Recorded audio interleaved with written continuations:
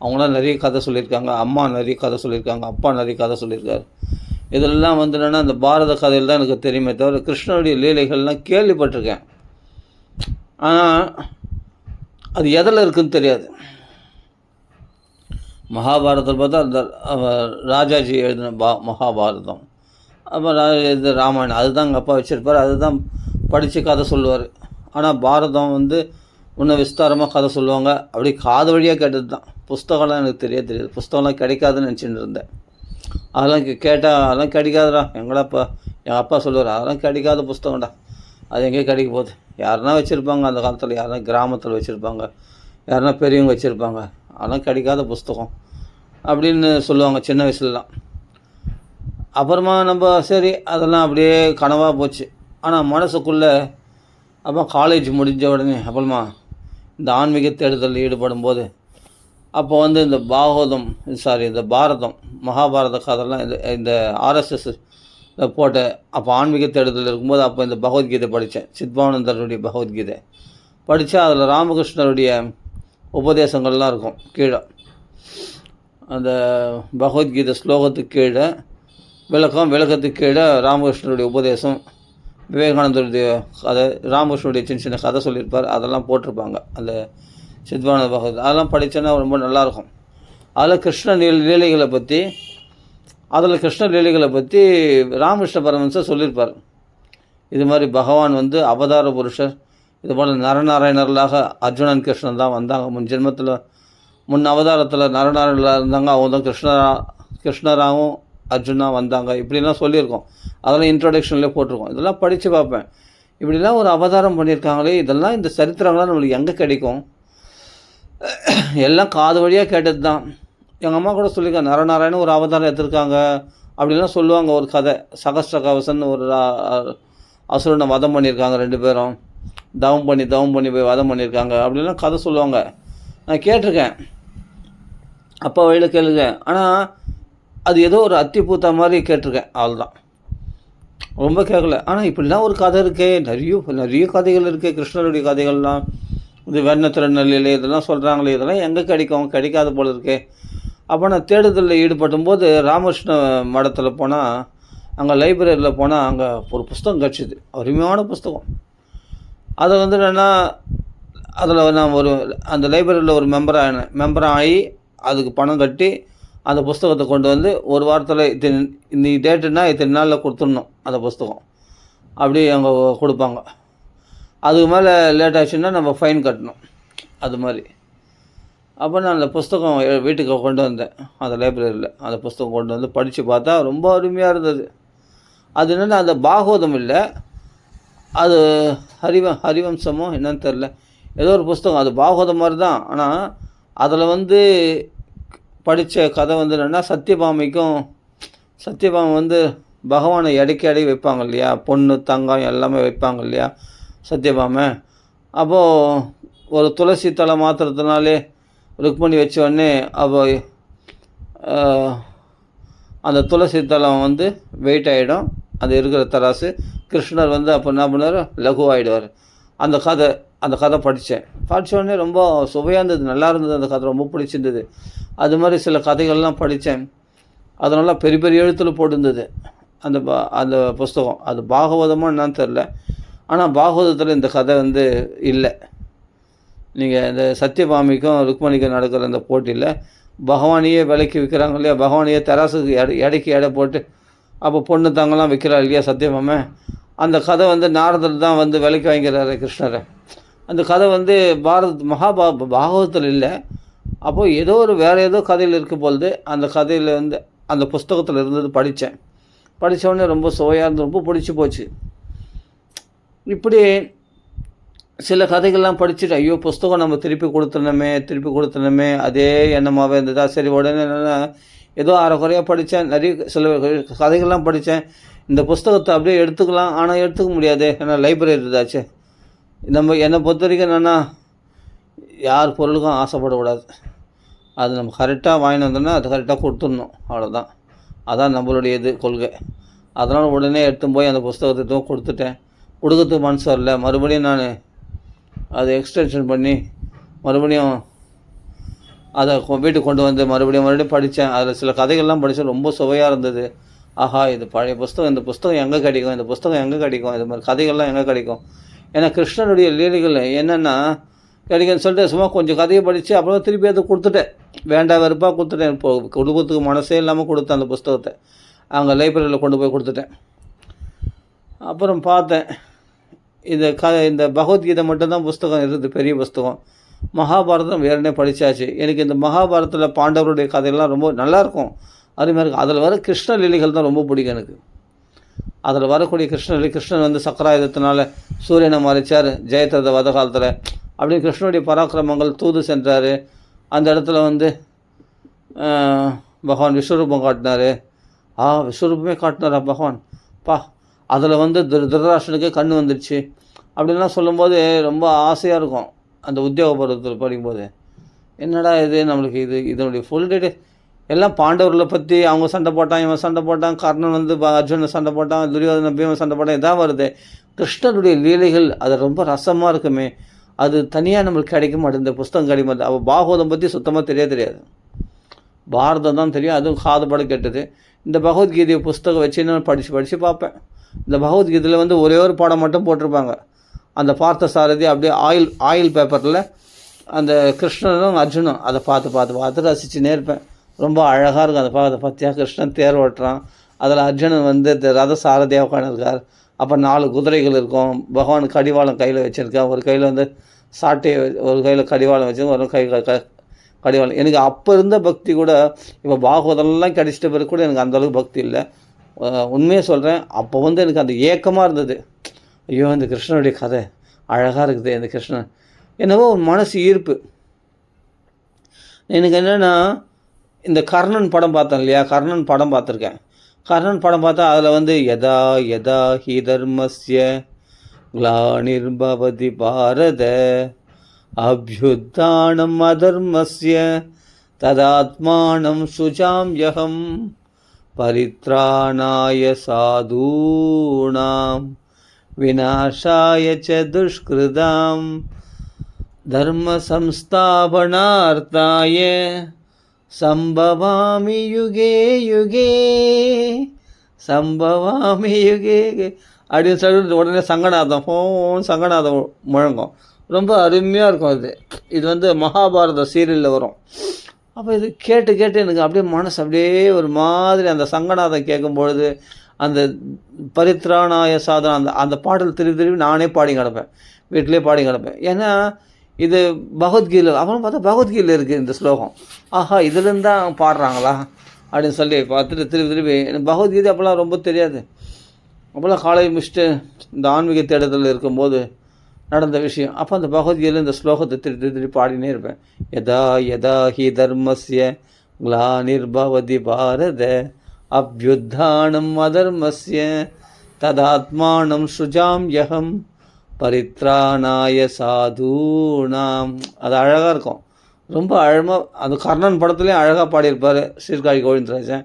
அதே சமயத்தில் இந்த சீரியல்லையும் பார்த்தா, இந்த மகாபாரத சீரியல்லையும் பார்த்தா ரொம்ப அருமையாக பாடுவாங்க. அந்த பாட்டு எனக்கு அந்த ஆரம்பிக்கும் போது அந்த ராமானந்த சாகரா யார் அவர் அந்த இது ஆரம்பிக்கும் போது அந்த மியூசிக்லாம் ரொம்ப பிடிக்கும். அப்படியே ரசிப்பேன். அந்த பாட்டு வந்து கூடவே சேர்ந்து பாடுவேன். அந்த மகாபாரதம் ஆரம்பிக்கும் போது அது அப்படியே நேரும்போது அப்புறமா தான் சீரியல் போடுவாங்க, சீரியல் பார்ப்போம். ஆனால் கிருஷ்ணனுடைய மகிமைகளை தெரிஞ்சுக்கணுன்னு ரொம்ப ஆசை, ஆனால் கிடைக்கல. இதெல்லாம் எங்கே கிடைக்கும்? கிருஷ்ணன் வந்து என்னென்னா கோபிகளுடைய வஸ்திராபரணம் பண்ணியிருக்காரு. பகவான் வாயில் உலகங்கள்லாம் காட்டியிருக்காரு. நம்ம காதலை கேட்டிருக்குமே தவிர இந்த கதையெல்லாம் எந்த புஸ்தகத்தில் இருக்குது? இந்த மகாபாரதத்தில் தேடி பார்த்தா கிடைக்கல. மகாபாரதத்தில் கிடையாது. நான் வந்து இவர் ஷோ எழுதியிருந்தார் மகாபாரதம். அந்த மகாபாரதமும் ஹிகின் பாதம்ஸில் மவுண்ட் ரோடில் ஹிகின் பாதம்ஸ் இருக்குது. அந்த இடத்துல பார்த்தா ஷோ எழுதின மகாபாரதம் 2 பாகமாக போட்டிருந்தாங்க. அதை படித்து பார்த்தேன்.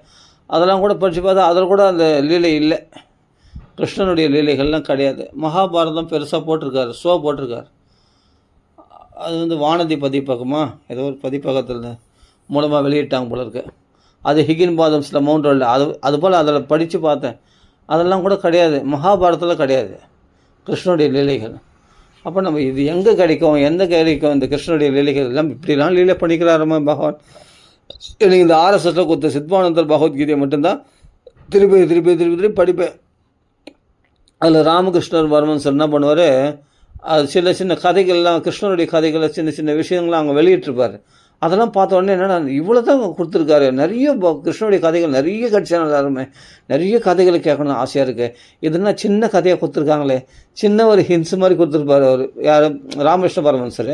ஒரு கதை, அந்த ஒரு ஸ்லோகத்துக்கு விளக்கம் கொடுத்துருப்பாங்க. ஸ்லோகத்துக்கு விளக்கம் போது கீழே வந்து ராமகிருஷ்ண பரமஹம்சர் அது ஒரு உதாரணமாக அந்த ராமகிருஷ்ணர் சொன்ன உபதேச மொழிகள்லேருந்து கொஞ்சம் எடுத்து கிருஷ்ணனுடைய பெருமைகளை கொஞ்சம் பேசியிருப்பாங்க. எனக்கு ஒரு விதத்தில் பார்த்தா ராமகிருஷ்ண பரமஹம்சர் தான் என்னை தூண்டி விட்டதே இந்த கிருஷ்ணனுடைய லீலைகளை படிக்க சொல்லி.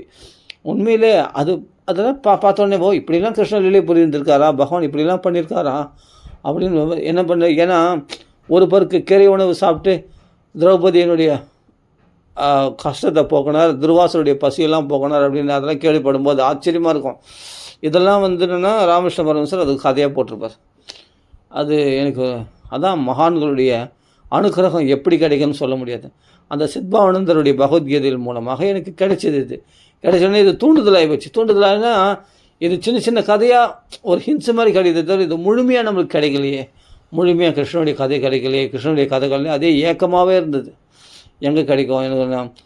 சரி, அப்போ என்ன பண்ணுவேன், வேறு வழி இல்லை, நம்மளுக்கு இதான் புஸ்தகம், இதான் கிடைச்சிருக்கு சித்பானந்தர் புஸ்தகம் அப்படின்னு சொல்லி அந்த புஸ்தகம் இன்னும் இப்போவும் வச்சுருக்கேன். அந்த புஸ்தகம், அந்த சித்பானந்தர் பகவத்கீதை வச்சு பார்ப்பேன். அந்த நரநாராயணர் சரித்திரம்லாம் மகாபாரதம் பற்றிலாம் சுருக்கமாக போட்டிருப்பாங்க, அதெல்லாம் படிச்சுவேன். அந்த நரநாராயணர் சரித்திரம்லாம் அதில் ஃபஸ்ட்டு இன்ட்ரடக்ஷனில் போட்டிருப்பாங்க, அதெல்லாம் திருப்பி படித்து பார்ப்பேன். அதுதான் நம்மளுக்கு இதான் கிடைச்சிது அவ்வளோதான் அப்படின்னு சொல்லி இதுலேயே அந்த கிருஷ்ணன் அந்த லீலைகள்லாம் தியானம் பண்ணுவேன். சூப்பராக இருக்கும். அப்போ ராமகிருஷ்ண பரமஹம்சர் கொடுத்த அந்த சின்ன சின்ன கதைகளை அதெல்லாம் படித்து பார்ப்பேன். அப்புறமா தான் கொஞ்சம் வெளியே சுற்ற ஆரம்பித்தேன். வெளியே சுற்ற ஆரம்பித்தோன்னு இந்த கிருஷ்ணனுடைய லீலைகள் எங்கே கிடைக்கும், கிருஷ்ணனுடைய லீலைகள் எங்கே கிடைக்கும் அப்படின்னு ரொம்ப நாள் ஏங்கினேன். சொன்னால் நம்ப மாட்டீங்க, ஒரு வருஷமாக ஏங்கினேன். நான் சின்ன வயசுலேருந்து ஏங்கியிருந்தேன், இந்த கிருஷ்ணலீலை இதெல்லாம் கிடைக்காது. எவ்வளோ மகான்கள் சொல்லியிருக்கேன், இதெல்லாம் எங்கே எழுதி வச்சுருப்பாங்க, எங்கே இப்போ புஸ்தகமாக நம்மளுக்கு கிடைக்க போகுது. அதெல்லாம் யாரோ ஒரு ஊர்லேருந்து வாங்கிட்டு மகாபாரதம் வாங்கிட்டு இன்னொரு கிராமத்தில் படிப்பாங்க, அப்படி தான் கேள்விப்பட்டிருக்கேன். ஆனால் இந்த கிருஷ்ணனுடைய லீலைகள் கிடைக்கலன்னு ஏங்கினேன் பாரு, அப்படி ஏங்கினேன். ஆனால் கிடைக்கல. வெளியில் இந்த உபன்யாசம் நடக்குது, இதெல்லாம் நம்மளுக்கு தெரியாது. அப்போல்லாம் காலேஜ் முடிச்சுட்டு அந்த ஆன்மீக தேடலில் இருக்கிற காலம், ரொம்ப உலக விவகாரம்லாம் ரொம்ப தெரியாது. அப்போ தான் என்ன பண்ணேன், ஆனால் இந்த கிருஷ்ண லீலைக்காக ஏங்கினேன். மகாபாரத கதை நம்ம நிறைய கேட்டிருக்கோம், ஆனால் கிருஷ்ணன் இப்போல்லாம் லீலை பண்ணியிருக்காராமே, வாயில உலகங்கள்லாம் காட்டுறாரு, வெண்ணெய் திருடி இருக்காரு. பகவான் துவாரகையெல்லாம் நிறைய லீலை பண்ணியிருக்கார், பிருந்தாவனத்தெல்லாம் நிறைய லீலை பண்ணியிருக்காருமே. இதெல்லாம் எங்கே கிடைக்கும் இந்த பசியில் அப்படியே ஏங்கி தைப்பிச்சேன், ரொம்ப ஏங்கினேன். கிருஷ்ணர் எப்படிலாம் லீலை பண்ணியிருக்காரு, ஆஹா பகவான் இதெல்லாம் கேட்கணுமே சொல்லணும். அப்புறம் ஒரு துண்டு புஸ்தகம், அதில் கிருஷ்ணரே வஸ்திராபரணம் பண்ணியிருக்காரு, பெண்கள் இடத்துல போல் இருந்திருக்காரு அப்படின்னு ஒரு புஸ்தகம். அந்த புஸ்தகத்தில் அந்த சின்ன ஒரு லீலை, பகவான் வஸ்திராபரணம் பண்ண லீலை, அது படித்தேன். அப்புறம் என்னடா இப்படியெல்லாம் பகவான் கிருஷ்ணர் பண்ணியிருக்காரா, இதெல்லாம் நம்மளுக்கு தெரியாது அப்படின்னு சொல்லி அதனுடைய டீட்டெயில்ஸ்லாம் நம்மளுக்கு தெரியாது. ஆனால் அந்த கதையை படித்த போது இதெல்லாம் படிக்கணுன்ற ஆசை மட்டும் வந்தது. அப்போ கோபிகள்லாம் கிருஷ்ணனை அடையிறதுக்கு காத்தியாயனி விரதம் இருந்தது, எல்லாம் சும்மா கேள்விப்பட்டது தான். அப்போது என்ன பண்ணுறதுன்னு அப்படியே யோசித்து அப்புறமா தான் பிரேமா பிரசுரத்தில் போட்டிருந்தாங்க. அதில் என்னென்னா விஷ்ணு புராணம் போட்டிருந்தேன். அப்பா அந்த விஷ்ணு புராணம் புஸ்தகம் வாங்கியிருந்தேன். அது வாங்கிட்டு படித்தோடனே அதில் பார்த்தா கிருஷ்ணனுடைய லீலைகள் நிறைய கதைலாம் கிடச்சிதுப்பா. நரசிம்ம அவதாரம் இந்த கதைலாம் கிடச்சிது. வாமன அவதாரம் இருக்காதுன்னு நினைக்கிறேன், அதில் அவ்வளோ. நரசிம்ம அவதாரம் பற்றி தான் வரும், பிரகலாதனுடைய பெருமைகள்லாம் வரும், நல்லாயிருக்கும் அந்த கதை. அந்த பிரேம பிரசுரம் புஸ்தகம் இன்னி கூட வச்சுருக்கேன், அந்த விஷ்ணு புராணம் புஸ்தகம். அது கம்மி விலை தான். அப்போ நான் ஸ்காந்த புராணம் 3 பாகமாக போட்டிருந்தேன், தேவி பாகவதம் போட்டிருந்தாங்க, எல்லாம் போட்டிருந்தாங்க. ஆனால் ஸ்ரீமத் பாகவதம் மட்டும் நான் கேள்விப்பட்டதே கிடையாது. அது கிரேட் ரைட்டிங்கில் நம்ம இந்த பிரேம பிரசுரம் போட்ட இந்த தேவி பாகவதம் ஒருத்தர் கேட்டார், கொடுத்துட்டேன். சிவமகாபுராணம் 3 பாகமாக போட்டிருந்தாங்க, அதெல்லாம் படிப்பேன். படிச்சிருக்கேன். சிவமராமரணம் படிச்சிருக்கேன். தேவி பாகவதம் படிச்சிருக்கேன். ரொம்ப அருமையாக இருக்கும் தேவி பாகவதத்தில். அந்த மகிஷாசுரனை வதம் பண்ணுறது, சும்பநேசங்களை வதம் பண்ணுறது, அதெல்லாம் நல்லாயிருக்கும். அப்புறமா அந்த பாரத கதையும் ஃபஸ்ட்லேயே பார்த்தா முதல் பாகத்தில் பாரத கதைலாம் வரும், நல்லாயிருக்கும் அதெல்லாம். அப்புறமா இந்த கதை வரும், மகிஷாசுரன் கதை. அப்புறமா ராதை கிருஷ்ணனுடைய லீலைகள்லாம் கடைசி 2வது 3வது பாகத்தில் உள்ள தேவி பாகவதம் 3 புஸ்தகமாக போட்டிருந்தாங்க. அது பிரேம பிரசத்தில் 3வது பாகத்தில் அதெல்லாம் படிப்பேன். அந்த கதையெல்லாம் படித்தேன், நல்லாயிருக்கும். பரவாயில்ல இந்த கதையெல்லாம் கிடைச்சதேன்ட்டு. அப்புறம் எங்கள் அப்பா அம்புலி மாமா புஸ்தகம் வாங்கியிருந்தார். அப்போது அந்த அம்புலி மாமா புஸ்தகத்தில் பார்த்தா நிறைய விக்ரமாதித்தன் கதை, மற்ற கதைகள்லாம் வரும். இப்படி அங்கங்கே துண்டாக இந்த இதில் மகாபாரத கதை, இதில் கிருஷ்ணனுடைய லீலை, அப்படி இப்படின்னு. சிவமகாபுராணத்தில் பார்த்தா ஃபுல்லாக சிவன் நிறைய பூஜைகளை பற்றி தான் நிறைய போட்டிருக்கோம். பூஜைகள் பற்றி, அப்போ குண்டலினி யோகா பற்றி நிறைய போட்டிருக்கோம் சிவமகாபுராணத்தில். 18 புராணத்தில் சிவமகாபுராணம் ஒன்று. அப்போ தேவி பாகவதம் படித்தேன். ஆனால் ஸ்காந்த புராணம் அது 2 பாகமாக போட்டிருந்தாங்க பிரேம பிரசவத்தில், அதையும் படிச்சிருக்கேன். அதில் பார்வதி பரமேஸ்வரன் கல்யாணம்லாம் ரொம்ப அற்புதமாக, ரொம்ப விமர்சையாக இருக்கும், ரொம்ப அற்புதமாக இருக்கும் அந்த கதை. அப்போ முருகர் எப்படி அவதரித்தார், முருகர் எப்படி ஆறுமுகமாக தோன்றினார், அந்த கதையெல்லாம் இருக்கும், ரொம்ப சூப்பராக இருக்கும். அப்போ சிவநாம பிரபாவம் 2வது பாகவத்தில் சிவநாமத்துடைய பிரபாவம், அப்புறம் மற்ற பக்தர்கள்லாம் பக்தருடைய சரித்திரங்கள், அப்போ பூஜை முறைகள், அதெல்லாம் நிறைய போட்டிருக்கோம். அதில் பகவான் விஷ்ணுனுடைய பெருமைகளும் அங்கங்கே போட்டிருக்கோம். இதெல்லாம் படித்து, ஆனாலும் எனக்கு ஸ்காந்த புராணம் படித்தேன், சிவமகாபுராணம் படித்தேன், தேவி பாகவதம் படித்தேன், எந்த படித்தாலும் கிருஷ்ணனுடைய லீலைகள் கிடைக்கலையே, அதுதான் எனக்கு வருத்தமே. கிருஷ்ணனுடைய பிரபாவங்கள் அந்த இதெல்லாம் எனக்கு வேணுமே. கிருஷ்ணன் நிறைய கபடங்கள்லாம் பண்ணியிருக்காரு இல்லையா, அது ரொம்ப பிடிக்கும். அந்த கபடங்கள்லாம் பகவான் பண்ண அந்த திருட்டு லீலைகள்லாம், அதெல்லாம் நிறைய கபடம் பண்ணியிருக்காங்க, அதெல்லாம் வேணுமே. அவர் என்னென்ன லீலை பண்ணார், எந்தெந்த வயசில் என்னென்ன பண்ணார், அதெல்லாம் எனக்கு வேணுமே, அந்த சரித்திரம் வேணுமேன்னு ஆசையாக இருக்கும். ஆனால் கிடைக்காது, புஸ்தகம் கிடைக்காது. இப்படி ஏங்கி ஏங்கி ஏங்கி அப்புறமா தான் ராமமூர்த்தி மாமான்னு ஒரு மாமா, அவர் தான் ஆரியநகரில் இருக்கார். எங்கள் வீட்டில் பேரலாக போனால் அந்த பக்கம் ஆரிய நகர் ஒரு நகர் இருக்குது, அங்கே போனால் ஃபுல்லாக பிராமின்ஸ் தான். அங்கே அவர் அந்த தெரு ஃபுல்லாக பிராமின்ஸ் தான். அந்த இடம் ஆரிய நகர் பூரா பிராமின்ஸ் தான். அந்த நகர் பூரா ஆரிய நகர் பூரா ஆரிய நகர், சீதாராம் நகர் ஃபுல்லாக ஆரிய நகர் பக்கத்துலேயே சீதாராம் நகர், எல்லாமே பிராமின்ஸ் தான் நிறைய இருப்பாங்க. அதில் ராமமூர்த்தி மாமா எனக்கு இன்ட்ரடியூஸ் ஆனார். அவரிடத்துல அவர் தான் சொன்னார், இது போல் பாகவதம் நடக்குது வரையான்னு. பாகவதமா? மகாபாரதம் கேள்விப்பட்டிருக்கேன், ராமாயணம் கேள்விப்பட்டிருக்கேன், அது என்ன பாகவதம்? அதில் ஃபுல்லாக கிருஷ்ணனுடைய லீலைகள் நிறைஞ்சிருக்கு. அப்பா நான் அதுக்கு தான் ஆசைப்பட்டு இருந்தேன், அதுக்கு தான் ஏங்கின்னு இருந்தேன். முதல் எங்கே நடக்குதுன்னே உடனே 18th மெயின் ரோடு, அதான் ஃபஸ்ட்டு பாகவதம் கேட்குற பாக்கியம் அடியனுக்கு கிடச்சிது. நேராக 18th Anna Nagar 18th main road, நேராக அவர் சைக்கிளில் அவர் ஆக்ஷன் போனார். நேராக போனால் அவர் ஒரு சைக்கிள், நான் ஒரு சைக்கிளில் அங்கேருந்து கொடுங்கூர்லேருந்து சைக்கிள்லேயே மறிச்சுன்னு போய் இந்த ஐநாவரம் ரோட்டில் ஷார்ட்கட்டில், ஐநாவரம் ரோட்டில் போனால் ஷார்ட்கட்டில் ஐநாவரம் ரோட்டில் அப்படி ஐஓசி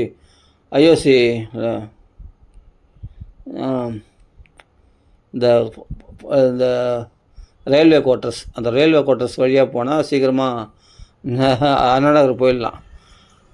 அந்த அண்ணா நகர் ரோட்லேயே நாங்கள் என்ன பண்ணோம், அப்படியே காலியார் ரோட்லேயே போய்டுவோம். காலியார் ரோடு போனோடனே சும்மா ஜம்முன்னு அங்கே போய் பார்த்தா அமக்களமாக நடக்குது. அந்த பாகவதம் மேலே ஆஹா கிருஷ்ண லீலா அங்கே நடக்குது. அதெல்லாம் அப்படியே அங்கே பார்த்தா எல்லாம் பிராமின்ஸ், எல்லாம் கையில் பார்த்தா பாகவத புஸ்தகம் வச்சுருக்காங்க, எல்லாம் சம்ஸ்கிருத ஸ்லோகம் பாராயணம் பண்ணுறாங்க காலையில்.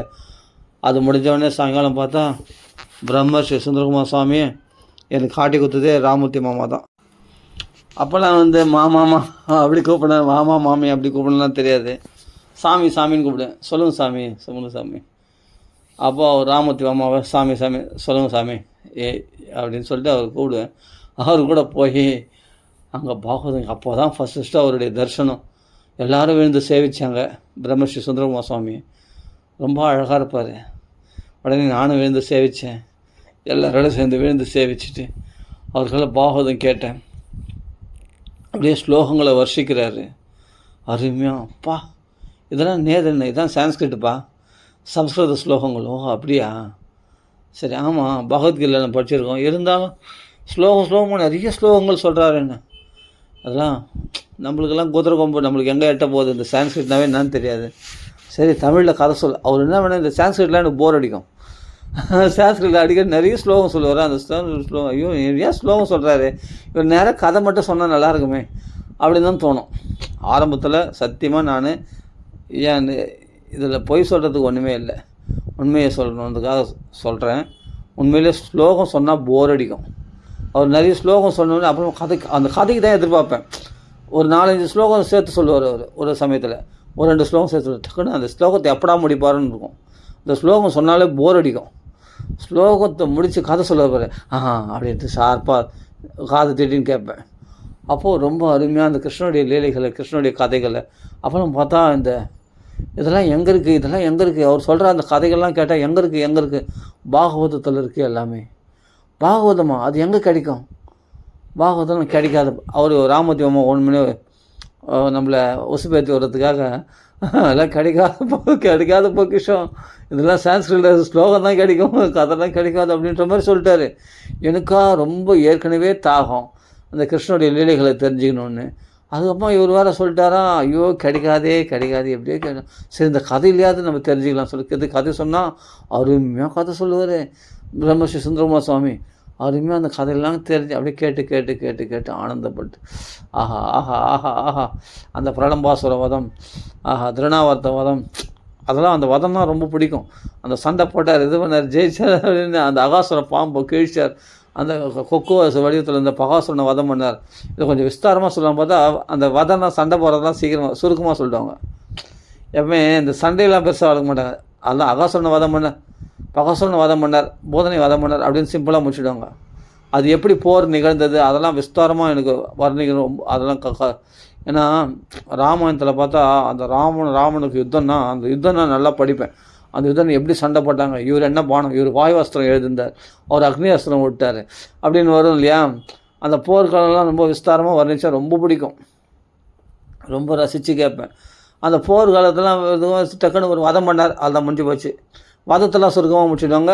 மற்ற அவர் வாயில் உலகம் காட்டினார், இது பண்ணார், அப்போ ஓங்கி உலகம் கடந்தவனாக இருக்கார், அதெல்லாம் கொஞ்சம் விஸ்தாரமாக வர்ணிப்பாங்க. அதுவும் நல்லாயிருக்கும். ஆனால் அந்த வர்ணனைகள்லாம் நல்லாயிருக்கும் தான் இருக்கும். இருந்தாலும் எனக்கு அந்த கதையாக சொன்னால் தான் ரொம்ப பிடிக்கும் ஸ்லோகங்களை விட. அது மட்டும் இல்லாமல் இந்த யுத்தம்லாம் வர்ணித்தா ரொம்ப பிடிக்கும். அந்த சண்டை இப்படி போராடினாங்க, இப்படி சண்டை போட்டாங்க, மேகத்தில் மறைஞ்சி சண்டை போட்டாங்க, ஆகாசத்தில் அந்த சண்டை போட்டாங்க, இவர் கருட வாகனத்தில் சண்டை போட்டார் மகாவிஷ்ணு அப்படின்லாம் சொல்லுவாங்க இல்லையா. அதில் தேவாசுர யுத்தத்தெல்லாம் பார்த்தா அப்போது அதெல்லாம் கேட்கறதுக்கு ரொம்ப பிடிக்கும். அந்த யுத்தத்தை விஸ்தாரமாக படினா ரொம்ப பிடிக்கும் எனக்கு. அப்போ என்னென்னா விறுவிறுப்பாக இருக்கும் அது கேட்குறது. ஆனால் இவங்களாம் என்னென்னா இந்த வதத்தெல்லாம் பெருசாக வர்ணித்து பேச மாட்டாங்க மகான்கள்லாம். பாகவதம் சொல்கிறவங்க சுருக்கமாக சொல்கிறாங்க, அதுதான் போதனை வந்தாலும் இது பண்ணாலும் அவளை விஷப்பாலோடு அவர் உயிரை உறிஞ்சி அவள் தான் வதம் பண்ணிட்டார், அவள் தான் சிம்பிளாக முடிச்சு. தாடகா வதம்னா உடனே தாடகை வதம் பண்ணார் அப்படின்னு ராமாயணத்தில் சுருக்கமாக முடிச்சுடுவாங்க. அந்த தாடகை வர்ணம் எவ்வளோ பெருசாக வர்ணிச்சிருக்காங்க ராமாயணத்தில், அந்த விஸ்தாரமாக சொல்ல மாட்டாங்க. இந்த போர்லாம் விஸ்தாரமாக சொல்லுவாங்க, போரை சுருக்கி வதம் பண்ண தான் சொல்லிடுவாங்க டக்குன்னு. அதான் உபன்யாசம் பண்ணுறவங்களுடைய ஒரு திறமை. ஏன்னா எதுக்கு போரை பற்றி ரொம்ப வர்ணிக்கணும் அப்படின்னு, சாத்விகமாக சொல்ல வேண்டிய இடத்துல அப்படின்னு பக்தியை மட்டும் சொல்லணுன்றதுக்காக பக்தி மட்டும் சொல்லுவாங்க. ஆனால் இவர் என்ன பண்ண, அதே மாதிரி பிரம்மஸ்ரீ சுந்தரமா சுவாமி அந்த போர்லாம் பெருசாக வர்ணிக்காமல் உடனே வதம் பண்ணதை மட்டும் சொல்லிவிட்டு அப்படியே ஸ்லோகம் அர்த்தம் அப்படியே அந்த கதையை மட்டும் சொல்ல, அந்த கதையை ரசித்து கேட்பேன். ரசித்து கேட்ட உடனே அப்பா இவ்வளோ கதைகள் இருக்குது, அது என்ன புராணம்னா பாகவத புராணம். பாகவத புராணத்தில் இவ்வளோ கதைகள் இருக்கா, எல்லா கதைகளும் இருக்கும். ஐயோ விஷ்ணு புராணத்தில் போனால் நரசிம்மவதர் கதை இருக்குது, ஆனால் வாமனவதர் கதை இருக்காது. ஆமாம், வாமனவதர் கதை நான் படித்த விஷ்ணு புராணம் அதை பிரேம பிரசவத்தில் போட்டிருக்காங்க. அதில் விஷ்ணு புராணம் படித்தா நரசிம்மவதாரம் இருக்கும், வாமனவதாரம் பற்றி இருக்காது. ஒரு அவதாரம் காமிப்பாங்க, இன்னொரு அவதாரம் காமிக்க மாட்டாங்க. அதே போல் கிருஷ்ணலீலைகள்லாம் பார்த்தா ரொம்ப ஷார்ட்டாக தான் இருக்கும். அது சின்ன புஸ்தகம் தான் அந்த விஷ்ணு புராணம். அதில் கிருஷ்ணலீலைகள்லாம் ரொம்ப ஷார்ட்டாக தான் சொல்லுவாங்க. அப்போ எனக்கு என்னென்னா இது ரொம்ப விஸ்தாரமாலாம் கிடைக்காது. அதில் பார்த்தா அதுவே நம்ம டேஸ்ட்டாக இருக்குன்னு சுவைப்பேன். இருந்தாலும் எனக்கு இன்னும் டீட்டெயிலாக கிருஷ்ணனுடைய மற்ற லீலைகள் அது கூட அது கிடைச்சதே நான் பெரும் பாக்கியமாக நினைக்கிறேன். அதுவே கிடைக்காம இருந்தது. அந்த விஷ்ணு புராணமே ரொம்ப கிடைக்காது, ரொம்ப நாளாக கஷ்டப்பட்டேன். அதுவே ஒரு வருஷமாக கஷ்டப்பட்டேன். இந்த பகவத்கீதையை மட்டும் வச்சுக்கிட்டு கிருஷ்ணடிகள் கேட்க முடியாமல் கஷ்டப்பட்டேன். ஆனால் ராமமூர்த்தி மாமா வாக்கில், ராமமூர்த்தி மாமாவுக்கு தான் ரொம்ப தேங்க்ஸ் சொல்லணும். அது பிரம்மஸ்ரீ சுந்தரகுமார சுவாமி வாக்கில் இந்த பாகவதம் கேட்ட உடனே தான் ஆஹா, இதில் எல்லா அவதாரமும் விஸ்தாரமாக சொல்லியிருக்காங்க. எல்லா அவதாரம் விஸ்தாரமாக சொல்லியிருக்கு. நரசிம்ம அவதாரம் விஸ்தாரமாக நரசிம்ம அவதாரம் எப்படி பிடரி மயிரோடு இருந்தார், எப்படி நூற்றுக்கணக்கான அசுரர்களை கொன்று, அப்புறமா எப்படி இரண்யகசிபோடு சண்டை போட்டார், சண்டை போட்டு யுத்தம் பண்ணி அவனை மடியில் கிடத்தினார். முதல்ல கருட பகவான்கள் பாம்பு நடுவுற மாதிரி நழுவிட்டார். அப்புறம் மறுபடியும் பாம்பு எலி பிடிக்கிற மாதிரி பிடிச்சிட்டா அப்படின்லாம் சொல்லுவாங்க. அதில் அந்த நரசிம்மோதரம் பார்த்தா அப்புறமா அவனை பிடிச்சி அவனை கிடத்தி மார்பில் அவனை நகத்தை பாய்ச்சி அந்த ஹிரண்யகசிபு தனுபிருங்காம் கேசவத்ருதா நரஹரி ரூபா ஜெய ஜெகதீஷ ஹரி அப்படி ஜெயமாக பிரகாசிக்கிறார் இல்லையா. ஹிரண்யகசிபு வதம் பண்ணிவிட்டு ஜெய ஜெகதீஷ ஹரி ஹரி ஆகிய நரசிம்மமூர்த்தி பிரகாசிக்கிறார் இல்லையா. அது பிறகு அவங்களுக்கு ஸ்தோத்திரங்கள் அதெல்லாம் கொஞ்சம் தத்துவார்த்தமாக இருக்கும். அந்த ஸ்தோத்திரங்கள் நான் அதெல்லாம் எனக்கு அதெல்லாம் சொல்லுவாங்க. பிரம்மஸ்ரீ சுந்தரகுமார் எதையும் விட மாட்டார். முடிஞ்ச வரைக்கும் எதையும் சுருக்காமல் தான் சொல்லணும்னு பார்ப்பார் அவர். அப்போ அதெல்லாம் வர்ணிப்பார். எனக்கு அதெல்லாம் விருப்பம் இல்லை. அவருடைய பெருமைகள் அந்த சண்டை போட்டு கீழ்ஷாரா ஹிரண்யகசிபு அப்புறம் பிரகலாத ஸ்தோத்திரம் பண்ணா எப்படி ஸ்தோத்திரம் பண்ணார், அழகாக ஸ்தோத்திரம் அந்த அழகாக வர்ணிப்பார் அவர் பிரம்மஸ்ரீ சுந்தரகுமார சுவாமி அவர் ஸ்தோத்திரம் பண்ணதை.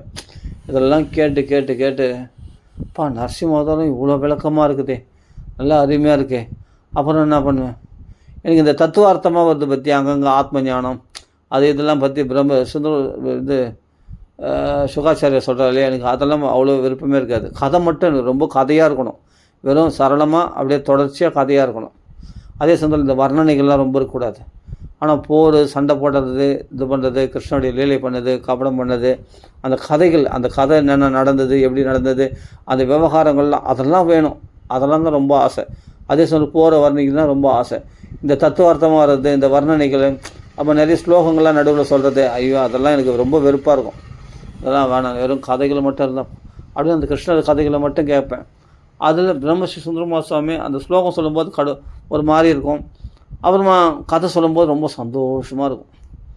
அப்போ அந்த கதைகள்லாம் கேட்பேன். அடுத்த அந்த கதைகளை கேட்பேன். அப்படி ரமிச்சவன் தான். அப்புறம் இந்த புஸ்தகம் எங்கே கிடைக்கும், எங்கேயாவது விடக்கூடாதுன்னு சொல்லிட்டு ஹிகின் பாதம்ஸில் அங்கே போய் இங்கே போய் எங்கெங்கே தேடி பாகவதம்னு ஒரு புராணம் இருக்காமே அது எங்கே கிடைக்கும் அப்படின்ட்டு எல்லாத்துலையும் விசாரித்து அப்புறமா தான் அந்த கதையை தேடி கண்டுபிடிச்சேன் கிரிட்டேடிங்கில். அப்புறமா தான் கடலங்குடி பாகவதம் வாங்கினேன். அதில் பார்த்தா தமிழ் பதங்களே சம்ஸ்கிருத பதங்களோட வார்த்தைகள் கொஞ்சம் கடினமாக இருக்குது, புரிஞ்சிக்கிறது கஷ்டமாக இருந்தது. ஆனால் வாங்கிட்டேன் கடலங்குடி பாகவதம். ஆனால் வார்த்தைகள்லாம் கொஞ்சம் கடினமாக இருந்தது, சூப்பராக இருந்தது. ஆனால் ஸ்லோகத்துக்கு அர்த்தம் கரெக்டாக இருந்தது. ஆனால் நம்ம கதையாக படிக்கிறதுக்கு கொஞ்சம் இதுவாக இருந்தது. அப்புறம் பார்த்தேன். அப்புறமா இந்த பாகவதமே என்னென்னா கிரேட் ட்ரேடிங்கே அவங்க ஒரு புஸ்தகம் போட்டிருந்தாங்க. அதில் என்னென்னா ரொம்ப அவங்களே போட்ட பாகவதம் ரொம்ப அருமையாக இருந்து வெறும் கதை மட்டும், இந்த ஸ்தோத்திரங்கள் இந்த தத்துவார்த்தமாக உபதேசம் பண்ணுறது அதெல்லாம் கிடையாது, வெறும் கதை மட்டும் நல்லா போட்டிருந்தாங்க ஒரு புஸ்தகம். அது ஒருத்தருக்கு கிடச்சிது. ஆனால் எனக்கு அப்புறமா எனக்கு கிடைக்கல அந்த புஸ்தகம். ஆனால் ஒருத்தருக்கு கொடுத்தாரு, அதை படித்து பார்த்தோம், ரொம்ப அற்புதமாக இருந்தது. அது மாதிரி எதுக்கு சொல்ல வரேன்னா, அதுக்கப்புறமா அந்த பாகவத கதை அப்புறமா கிடைச்சிச்சு. அதான் கிரேட் ரைடிங் போதாங்க சொன்னேன் இல்லையா. அப்புறம் வெறும் கதை மட்டும், அந்த கதை. அப்போ தேவரெல்லாம் அவருக்கு பரிசு பொருட்கள் கொடுத்தது பிருது சக்கரவர்த்திக்கு. அவர் சக்கராயுதம் கொடுத்தாரு விஷ்ணு பகவான். அப்புறமா கேடயத்தை கொடுத்தாங்க அம்பிகை. வாள் கொடுத்தாரு சிவபெருமான். இதெல்லாம் இந்த வர்ணனைலாம் ரொம்ப அருமையாக இருக்கும். இதெல்லாம் ரொம்ப அதே சொல்ல வாமன அவதாரத்து உபநயனம் பண்ணி சூரிய பகவானே காயத்ரி உபதேசம் பண்ணது. இதெல்லாம் குபேரனை பிக்ஷாபாத்திரம் கொடுத்தது. உமாதாத் பிக்ஷாம் பகவதி உமாதாத் அம்பிகா சதி. சாக்ஷாத் மகேஸ்வரி ஆகிய அம்பாலே பிக்ஷை கொடுத்தது. இந்த உபநயன சம்ஸ்காரம் அப்புறமா ஓங்கி உலகளந்து அவர் உடலில் அங்கங்களில் எந்தெந்த வடிவங்களை காண்பிச்சுது தேவர்கள் அசுரர்களை எல்லாம் தன் உடம்புல காண்பிச்சுது. இதெல்லாம் அந்த வர்ணனை ரொம்ப பிடிக்கும். இதெல்லாம் கேட்டு ரொம்ப ரசிப்பேன். அப்புறமா கிருஷ்ணனுடைய லீலைகள் கதை கதையாக சொல்லுவாங்க, ரொம்ப சூப்பராக இருக்கும். அப்போ இதெல்லாம் நல்லாயிருக்கும். இதனுடைய மகிமைகளை சொல்லுவாங்க பார்த்தியா, அது அது இப்படிப்பட்ட மகிமை, பகவான் இப்படிப்பட்ட புகழ் வாய்ந்தவன், அப்படி இப்படின்னு சொல்லுவாங்க பார்த்தியா. எனக்கு அதை விட இந்த கதைகளை தான் ரொம்ப பிடிக்கும். கதைகள் அப்போ இந்த தத்துவார்த்தமாக உபதேசம் பண்ணுவாங்க இல்லையா, ஆத்ம ஞானத்தை பற்றி, பஞ்சேந்திரியங்கள் பஞ்சபூதங்கள் இதை பற்றி பேசினாவே ரொம்ப பிடிக்கவே பிடிக்காது. இந்த பஞ்சேந்திரியங்கள் பஞ்சபூதங்கள்னு சொன்னாவே எனக்கு கடுப்பாக இருக்கும்.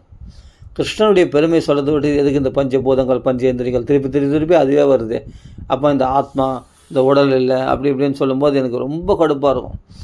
இதெல்லாம் எதுக்கு இதெல்லாம் எதுக்கு போட்டிருக்காங்க பாகவதத்தில், தேவையில்லை. வெறும் கிருஷ்ண லீலைகளை மட்டும் படித்தா போதுமே. இந்த ஞானத்தை பற்றிலாம் எதுக்கு போட்டிருக்காங்க, இந்த வைராக்கியத்தை பற்றிலாம், சம்சாரத்தில் ஏற்படக்கூடிய துன்பங்கள் கஷ்டங்களை பற்றிலாம் போட்டிருக்காங்களா, அதெல்லாம் நான் படிக்கவே பிடிக்காது எனக்கு. ஓப்பனாக சொல்கிறேன், உண்மையாக சொல்கிறேன். பாகவதத்தில் இந்த வைராக்கியத்தை உபதேசம் பண்ணுற இந்த சம்சாரத்தில் ஏற்படக்கூடிய கஷ்டங்களை பற்றிலாம். ஏன்னா அப்போல்லாம் இளம் பிள்ளை பயமறியாதுன்னு சொல்லுவாங்க இல்லையா. அப்போ காலேஜ் முடித்த காலம், காலேஜ் முடித்து ஆன்மீக தேடுதலில் இருக்கிற நேரம். அந்த சமயத்தில் இந்த கதைகளை தான் நான் ருச்சி இருக்குமே தவிர இந்த ஆத்ம தத்துவம் இப்போ இப்போ கல்யாணம் ஆன பிறகு அப்புறமா இதெல்லாம் கண்டிப்பாக தேவை, இப்போ வைராக்கியம் தேவை, இப்போ ஞானம் தேவை அப்படின்னு இப்போ புரியுது. ஆனால் அப்போ புரியல. அப்போ நான் இந்த ஞானம்லாம் தேவையில்லை, எனக்கு கிருஷ்ண கதை மட்டும் தான் தேவை. அப்போ என்னென்னா இந்த ஞானம், இந்த சிருஷ்டியை பற்றி, இந்த பஞ்சபூதங்கள் பஞ்சபூத சிருஷ்டி இதெல்லாம் இருக்குது இல்லையா, அதெல்லாம் எனக்கு ரொம்ப கடுப்பாக இருக்கும். இந்த சிருஷ்டியை பற்றி, அப்புறம் இந்த ஆத்ம ஞானத்தை பற்றி, இந்த ஸ்தோத்திரங்கள் நிறைய இருக்கு இல்லையா, அதெல்லாம் எனக்கு பிடிக்காது. ஸ்தோத்திரங்கள்லாம் அப்படி உலகம் படைத்து காத்து அழிக்கப்படுது அப்படி இப்படின்னு ஸ்தோத்திரம்லாம் நிறைய வரும். அது அவ்வியக்தம், நிராகாரம், நிர்விசேஷன் அப்படின்லாம் சொல்லுவாங்க இல்லையா, அதெல்லாம் எனக்கு பிடிக்காது. ஓப்பனாக சொல்கிறேன், இதெல்லாம் எனக்கு இதெல்லாம் பிடிக்காது. கிருஷ்ணனுடைய பெருமைகளை பற்றி பேசினப்போ வாயில் உலகத்தை காட்டினார், கம்சனை வதம் பண்ணார், இதை பற்றி பேசினா ரொம்ப பிடிக்கும். அந்த கதைகளை மாத்திரம் சுவைச்சா நல்லா பிடிக்கும். இந்த அவ்வியக்தம், நிராகாரம், அது இது ஐயோ இதெல்லாம் வேணாப்பா, அதெல்லாம் வேணாம் எனக்கு தயவுசெய்து. புகழ் திரௌபதி காப்பாற்றினார், சேலை கொடுத்து காப்பாற்றினார், இது மாதிரி கதைகளை சொல்லுங்கள், ரொம்ப அருமையாக இருக்கும், ரொம்ப பிடிக்கும். கிருஷ்ணனுடைய லீலைகளை சொல்லுங்கள், பிடிக்கும். அதே பகவானுடைய அவதார லீலைகளை சொல்லுங்கள், ரொம்ப சூப்பராக இருக்கும், அது பிடிக்கும். ஆனால் இந்த வர்ணனைகளோ இது தேவையில்லாத, இதெல்லாம் எனக்கு தேவையில்லாதுன்னு தோணும். இந்த ஸ்துதிகளோ இதெல்லாம் எனக்கு சுத்தமாக பிடிக்காது. அதில் உள்ள கதைகள் மாத்திரம் சாரமாக எடுத்துப்பேன். அப்போ பாகவத்தில் உள்ள அந்த கதைகளை மாத்திரம் கிடைக்குமான்னு பார்ப்பேன். நடுவில் இந்த ஸ்துதிகள் வந்துடும். அப்புறம் பார்த்தா இந்த சிருஷ்டியை பற்றி வந்துடும், இந்த பஞ்சபூத தத்துவங்களை பற்றி நிறைய வந்துடும். இதெல்லாம் ரொம்ப கடுப்பாக இருக்கும். அப்படி அந்த கதைகளை மாத்திரம் படுகன்னு பார்த்தா ராமாயணத்தில் தான் பார்த்தா வெறும் கதைகளாக மட்டும் இருந்தது. இந்த சிருஷ்டி ஸ்திதியை பற்றிலாம் இருக்காது, இந்த தத்துவார்த்தமாக இருக்காது, இந்த ஆத்ம ஞானத்தை பற்றிலாம் இருக்காது, இந்த ஸ்துதிகள்லாம் ரொம்ப இருக்காது. ராமாயணத்தில் பார்த்தா வெறும் கதையாக இருக்கும். அது நல்லாயிருக்கும். அதனால் ராமாயணத்தை படிக்க ஆரம்பித்தேன். பாகவதம் என்னென்னா இதெல்லாம் தள்ளிட்டு, இந்த ஸ்துதிகள்லாம் எடுத்துகிட்டு, இந்த ஆத்ம தத்துவம், இந்த பஞ்சபூதங்கள் பஞ்சேந்திரியங்கள் இதை பற்றிலாம் தள்ளிட்டு வெறும் கதை மட்டும் கொடுத்துருக்காங்க. யாருன்னா கிரேட் ரைடிங்களை கொடுத்துருக்காங்க. கிரேட் ரைடிங் அவங்க கதை மட்டும் அழகாக போட்டிருக்காங்க. பாகவதத்தில் கதை மட்டும் பொறுக்கி தனியாக எழுதியிருக்காங்க போல இருக்குது. நல்லா இருக்காது, சூப்பராக இருக்குது. அதை மட்டும் வாங்கி படிப்பேன். அது ரொம்ப இன்ட்ரெஸ்ட்டாக இருக்கும். அது மாதிரி பாகவதத்தில் நம்மளுக்கு கதை மாத்திரம் எடுத்து படிக்க சொன்னால் ரொம்ப சுவையாக இருக்கும், படிக்கிறதுக்கு அனுபவிக்கிறதுக்கு நல்லாயிருக்கும். அதுதான் நான் விரும்புவேன். இப்படி காலம் போச்சு. அப்போ இந்த கதைகள்லாம் என்ன பண்ணுவேன், அப்புறமா சின்ன பசங்க இருந்தாங்க, இந்த சரவணன் ஒருத்தன், இந்த தன்ராஜ், முத்து, இவங்கெல்லாம் என்ன பண்ண இந்த கதைகள்லாம் நான் படித்த கதை, கேட்ட கதை, பிரம்மஸ்ரீ சுந்தரகுமார சுவாமி வாக்கில் எனக்கு பிரம்மஸ்ரீ சுந்தரகுமார சுவாமி தவிர வேறு யாரும் எனக்கு தெரியாது. எனக்கு வேறு யாருக்கும் நான் கதை கேட்டது கிடையாது ஆரம்பத்தில். அப்போ அவர்களுக்கு கதை கேட்டு அப்புறம் பசங்கள்லாம் அந்த கதையை சொல்லுவேன். அந்த கதையை சொல்லி ரொம்ப இன்ட்ரெஸ்ட்டாக கிருஷ்ணனுடைய லீலைகள்லாம் சொன்னால் ரொம்ப இன்ட்ரெஸ்ட்டாக இருக்கும். அவன் பகவானுடைய அவதார கதைகள்லாம் பற்றி பேச ரொம்ப இன்ட்ரெஸ்ட்டாக இருக்கும். அதே போல் ராம அவதாரத்தில் அப்படியே உருகி அழுதுருக்கேன். ராமர் புலம்புந்தெல்லாம். அப்போ ஏன் இவ்வளோ இந்த புலம்புதெல்லாம் பெருசாக வர்ணிச்சிருக்காங்க, அடுத்தடுத்து கதைக்கு போயிடலாமே அப்படின்னு சொல்லி என்ன பண்ணேன், ராஜாஜியில் ராமாயணத்தை படிப்பேன். அதில் பார்த்தா ரொம்ப இந்த புலம்புல இதெல்லாம் ரொம்ப இருக்காது. ராமருடைய குணங்கள் பற்றிலாம் ரொம்ப வர்ணிச்சு கதை மட்டும் இருக்கும் நிறைய. பார்த்தா அந்த கதை மட்டும் படித்தா ரொம்ப சுவையாக இருக்கும். அது மாதிரி எனக்கு ஷார்ட் அண்ட் ஸ்வீட்டாக இருக்கணும். அதே சமயம் கதை மட்டும் நிறைய இருக்கணும். கதை மட்டும் விஸ்தாரமாக சொன்னால் நல்லா கேட்பேன். இந்த புலம்பு அழுது இதெல்லாம் ரொம்ப விஸ்தாரமாக சொன்னால் எனக்கு பிடிக்காது. அப்போ இந்த வைராக்கியத்தை பற்றி உபதேசம் பண்ணுறேன்னு சொல்லிட்டு சம்சாரத்தை காடாக வர்ணிக்கிறது இது அப்படிலாம் இருந்தால் அதெல்லாம் ரொம்ப பிடிக்காது. வைராக்கியத்தை உபதேசம் பண்ணுறதுக்காக இது அனித்தியமானது அப்படி இப்படின்னு சொன்னாங்கன்னா அதெல்லாம் பிடிக்காது. கிருஷ்ணா ஒரு குதூகலமாக இருக்கும், ஒரு தெம்பாக இருக்கணும், படிக்கிறதுக்கு சுவையாக இருக்கணும். பகவான் வீரத்தில் காட்டினார், பெரிய விஸ்வரூபம் எடுத்தார். அப்போ நான் அடிக்கடி பகவத்கீதையில் படிக்கிறதே விஸ்வரூப தர்ஷன யோகம் தான். விஸ்வரூபத்தில் உடம்புல என்னென்ன காட்டினார், அதெல்லாம் முன்ன நமஸ்காரம் பின்ன நமஸ்காரம் அப்படின்னு சொல்லிட்டு அர்ஜுனன் சொல்கிறான் இல்லையா. அந்த விஸ்வரூப தர்ஷன யோகத்தை திருப்பி படிப்பேன். எனக்கு அது ரொம்ப பிடிக்கும். பகவத்கீதையிலே எனக்கு பிடிச்சதுன்னா அந்த லீலை தான். விஸ்வரூபத்தை காட்டினார் இல்லையா, அதுலேயும் ஒரு லீலை பிரகடனப்படுத்தியிருக்காரு, அது ரொம்ப பிடிக்கும். அதே சமயத்தில் தூது சென்ற போது விஸ்வரூபத்தை காட்டினார், அதெல்லாம் மகாபாரதத்தில் படிப்பேன், அதெல்லாம் ரொம்ப பிடிக்கும். அது அடிக்கடி படிப்பேன். அந்த 11வது அத்தியாயம் நல்லா ஞாபகம் இருக்குது. அந்த 11வது அத்தியாயம் பகவத்கீதையில் அந்த விஸ்வரூபம் காட்டினார். அது மாதிரி ஒரு பிரம்மாண்டமாக இருக்கணும், ஒரு மனசுக்கு ரம்யமாக இருக்கணும், ஒரு எப்படி சொல்கிறது, ஒரு பிரமிப்பாக இருக்கணும். அது மாதிரி கிருஷ்ணனுடைய லீலைகள் இருக்கும். அது ரொம்ப ஆச்சரியமாக இருக்கும். அதே சமயத்தில் எனக்கு என்னென்னா ராமாயணத்தில் பிடிச்சது என்னென்னா, ரொம்ப உருக்கமாக பக்தி உண்டாகணும்னா அயோத்தியா காண்டம் மாதிரி பக்தி, ராம பக்தி உண்டாகணும்னா அயோத்தியா காண்டம் மாதிரி கிடையாது. அவ்வளோ உருக்கமாக இருக்கும். ஆனால் இந்த புலம்புறதெல்லாம் எனக்கு ஆரம்பத்தில் சின்ன வயசு, அது கல்யாணம் ஆன பிறகு நான் அயோத்தியா காண்டத்தை ரசித்து படித்தேன். கல்யாணம் ஆகிறதுக்கு முன்னாடி எனக்கு இந்த தாட் போட்டுன்னு இருக்கணும். அதாவது எப்படின்னா, தாடகை வந்தால் வதம் பண்ணா, அதே சமயத்தில் மாரிச சுபாக வதம் பண்ணார் அப்படின்லாம் இருக்கும் இல்லையா. அது மாதிரி அயோத்தியா காண்டத்தில் பார்த்தா சரி டக்குன்னு அயோத்தியா காண்டத்தில் வந்து என்னென்னா ஒரே புலம்பலாக இருக்குது. தசரத மரணம் வரைக்கும் பார்த்தா ஒரே புலம்பலாக இருக்கும். அப்புறம் உடனே பட்டாபிஷேகம் பண்ணினே பரதன் வந்து பாதுகை கொண்டு வந்தான், பட்டாபிஷேகம் பண்ணினா அப்புறமா ராஜ்யத்தை ஆண்டா. அப்புறமா பகவான் சித்திரக்கூடத்துக்கு போனார், அப்போ ரிஷிகளுடைய ஆசிரமத்துக்கு போனார். சூர்பனகை வந்தவொடனே களைகட்டும். அப்போ ராட்சஸ்லாம் வதம் பண்ணார், எப்படி சண்டை போட்டார், அந்த சண்டை போர்லாம் பார்த்தா ரொம்ப விஸ்தாரமாக இருக்கும், வளைச்சிருக்கும். சூப்பராக இருக்கும் அதெல்லாம் படிக்கிறதுக்கு. அதை படித்து எப்படி சண்டை போட்டார், பகவான் வில்ல வளைச்சி அப்படியே ஒரே ராமர் வந்து பல ராமராக தெரிய ஆரம்பித்து அவளும் எல்லாருக்கும் அந்த அஸ்திரங்களை போட்டு 1.5 முகூர்த்தத்தில் 16 ராட்சஸை வதம் பண்ணார் ராமச்சந்திரமூர்த்தி. இதெல்லாம் இந்த கதைகள்லாம் படிக்கிறதா ரொம்ப சுவையாக இருக்கும். எனக்கு அதான் பிடிக்கும் இந்த கதைகளை. அப்புறமா வந்து சீதையை வந்து ஆலிங்கனம் பண்ணியிருப்பான், ஏன்னா அவருக்கு உத்தரம் கொடுக்குற மாதிரி, அவர் ரத்த காய ரணகாயமாக இருக்குது. அப்போ ராமருடைய அப்புறம் போவார். அப்போ வந்து மாரிசன் உபதேசம் பண்ணுவான், கேட்க மாட்டான் ராவணன். உடனே அந்த சீதை அபகரணம் பண்ண வருவான். அப்போ ஜடாயு சண்டை போடுவார், அதெல்லாம் ரொம்ப பிடிக்கும். அந்த ஜடாயோடு அவன் யுத்தம் பண்ணுறது, அப்போ அவனுடைய தலைகள்லாம் கிள்ளி, அவனுடைய கைகள்லாம் துண்டாக்குறது, அந்த தலைகள்லாம் கிள்ளி போடுறது. அப்புறமா அந்த ரதத்தெல்லாம் உடைச்சி அந்த சாரதியை சாவடித்து, அப்புறமா அவன் ஆகாசத்தில் பரும்போது சந்திரகாசன்ற கத்தினால் ஜடாயு அதை ரெக்கையை வெட்டினது. அவர் குத்துயிரும் கொலையுமா விழுந்தது. அப்போ சீதையை வந்து ஆலிங்கனம் பண்ணி ஆசீர்வாதம் பண்ணி, ராமருக்கு வர வரைக்கும் உன்னுடைய உயிர் தகிருக்கு கடவுள்னு ஆசீர்வாதம் பண்ணது. அப்போ ராமர் லக்ஷ்மணரோட புலம்புது. அந்த கட்டெல்லாம் படிக்கிறதுக்கு போது ரொம்ப மனசு உருக்கமாகிடும். உடனே அப்படியே உலுக்கேற்றுற மனசை அந்த கட்டெல்லாம் படிக்கும். தமிழில் தான் படிப்பேன், இந்த சான்ஸ்கிரிட்டே பிடிக்காது எனக்கு. இந்த ஸ்லோகமாக படிக்கிறதுலாம் பிடிக்காது. அப்போ வந்து அப்படி இருந்த காலம். அதெல்லாம் நான் எப்படின்னா 97 அது மாதிரி காலத்தில், 98 99 அது மாதிரி காலத்தில். அப்போ இது சான்ஸ்கிரிட்டு ஸ்லோகம் சொன்னாவே எனக்கு பிடிக்காது, வெறும் கதையாக சொல்லணும். கதையாக சொன்னால் தான் ரொம்ப இனிக்கும். அப்புறமா தானே பிரம்மஸ்ரீ சுந்தரமா சுவாமி அணுகிறதுனால அந்த ஸ்லோகத்தில் இன்ட்ரெஸ்ட் வந்து, அப்போ தமிழ் புஸ்தகம், தமிழில் ஸ்லோகம் இருக்கக்கூடிய புஸ்தகத்தை வாங்கி அந்த ஸ்லோகம் பாராயணம் பண்ணி, அதுக்கப்புறமா அந்த கதைகளை வச்சு, அப்புறமா வந்து பிரம்மஸ்ரீ சுந்தரமா உபன்யாசம் பண்ணுற அதே 18 மெயின் ரோட்லேயே, அதாவது அவர் 13 வருஷமாக நடத்துனாங்க அந்த 18 மெயின் ரோடில். அதில் 2006 ஏதோ ஒரு சமயத்தில், அப்போ அந்த புஸ்தகம் 2006 எப்போ கொடுத்தாங்க, 2010 தான் அந்த புஸ்தகம் கொடுத்தாங்க, சான்ஸ்கிரிட் புஸ்தகம். அதில் வந்து பகவத் அனுகிரகத்தினால 5 நாளில் ஸ்லோகம் படிக்க வந்தது. அப்போ பாராயணம் பண்ண ஆரம்பித்தேன் சப்தாகமாக. அது அப்புறப்பட்ட விஷயம். அப்புறமா தான் ஸ்லோகத்தில் இன்ட்ரெஸ்ட் வந்தது. ஆனால் முதல்ல எனக்கு ஆரம்பித்ததுன்னா கதையில் தான் ரொம்ப ருச்சி வந்தது. இந்த ஸ்லோகம் சொன்னாவே பிடிக்காது ஆரம்பத்தில். பிரம்மஸ்ரீ சுந்தரமா சுவாமி ஸ்லோகம் சொல்லிட்டு கதை சொல்ல எனக்கு இந்த ஸ்லோகம் வரும்போது கடுப்பாக இருக்கும். ஐயோ கதை நடுவில் ஸ்டாப் ஆகிடுது. அப்படியே சரளமாக கதை மட்டும், அது தொடர்ச்சி கெடாமல், அது தொடர்பு கெடாமல் அப்படியே சொன்னார்னா நல்லா இருக்குமே அப்படின்னு தான் ஆசையாக இருக்கும். அப்படிலாம் கதை கேட்பேன். இப்போ ராமாயணத்தில் பார்த்தா என்னென்னா, இது முடிஞ்ச உடனே சபரி பாட்டியை போய் பார்த்தது, அகஸ்தியர் ஜடாயு வதம் பண்ண பிறகு சபரி பாட்டியை போய் பார்த்தது, வராதனை வதம் பண்ணுறது, அப்புறமா சபரி பாட்டியை போய் பார்த்தது, அப்புறமா அவளுக்கு அனுகிரகம் பண்ணது, அப்புறம் கிஷ்கிந்த காண்டத்தில் போய் அப்புறமா சுக்ரீவனை போய் ஆஞ்சநேயர் தரிசனம் பண்ணி சுக்ரீவனுக்கு ஸ்நேகம் பண்ணிக்கிட்டு, அப்புறம் வாலியை வதம் பண்ணி அவனுக்கு பட்டாபிஷேகம் பண்ணி சுக்ரீவனுக்கு, அப்புறமா 4 மாதம் வெயிட் பண்ணி அப்புறமா எல்லோரும் 4 திக்கில் தேட ஆரம்பிது.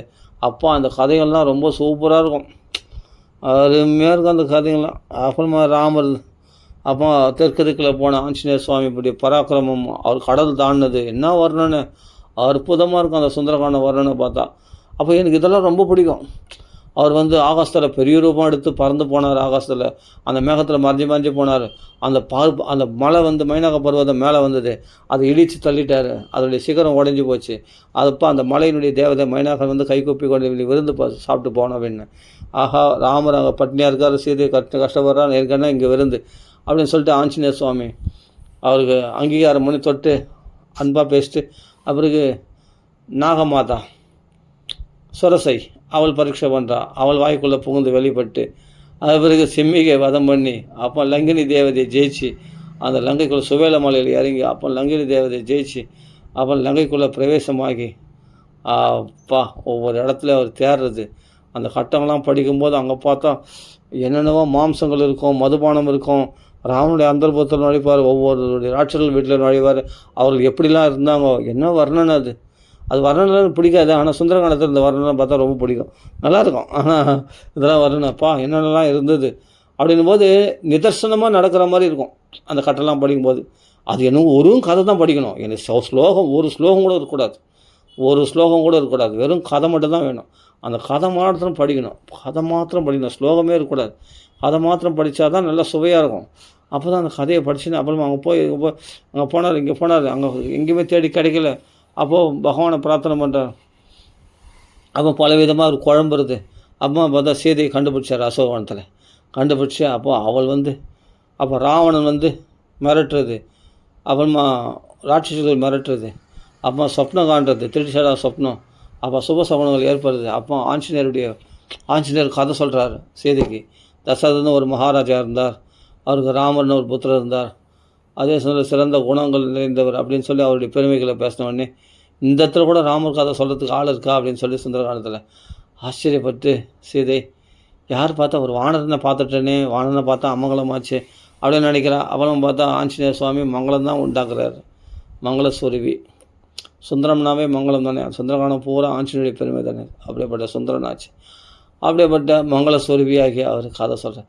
அந்த கதைலாம் கேட்டு சீதை மனுஷனுக்கும் வானருக்கும் எப்படி சம்மந்தம் ஏற்பட்டதுன்னு சொன்னோன்னே அதெல்லாம் சுக்ரீவன் கதைலாம் சொல்லி அது விசுவாசத்தை உண்டாக்கி, அதுக்கு பிறகு அப்பா அவர் சொல்கிற அந்த பகவானுடைய ரூபலாவண்யம் வர்றன,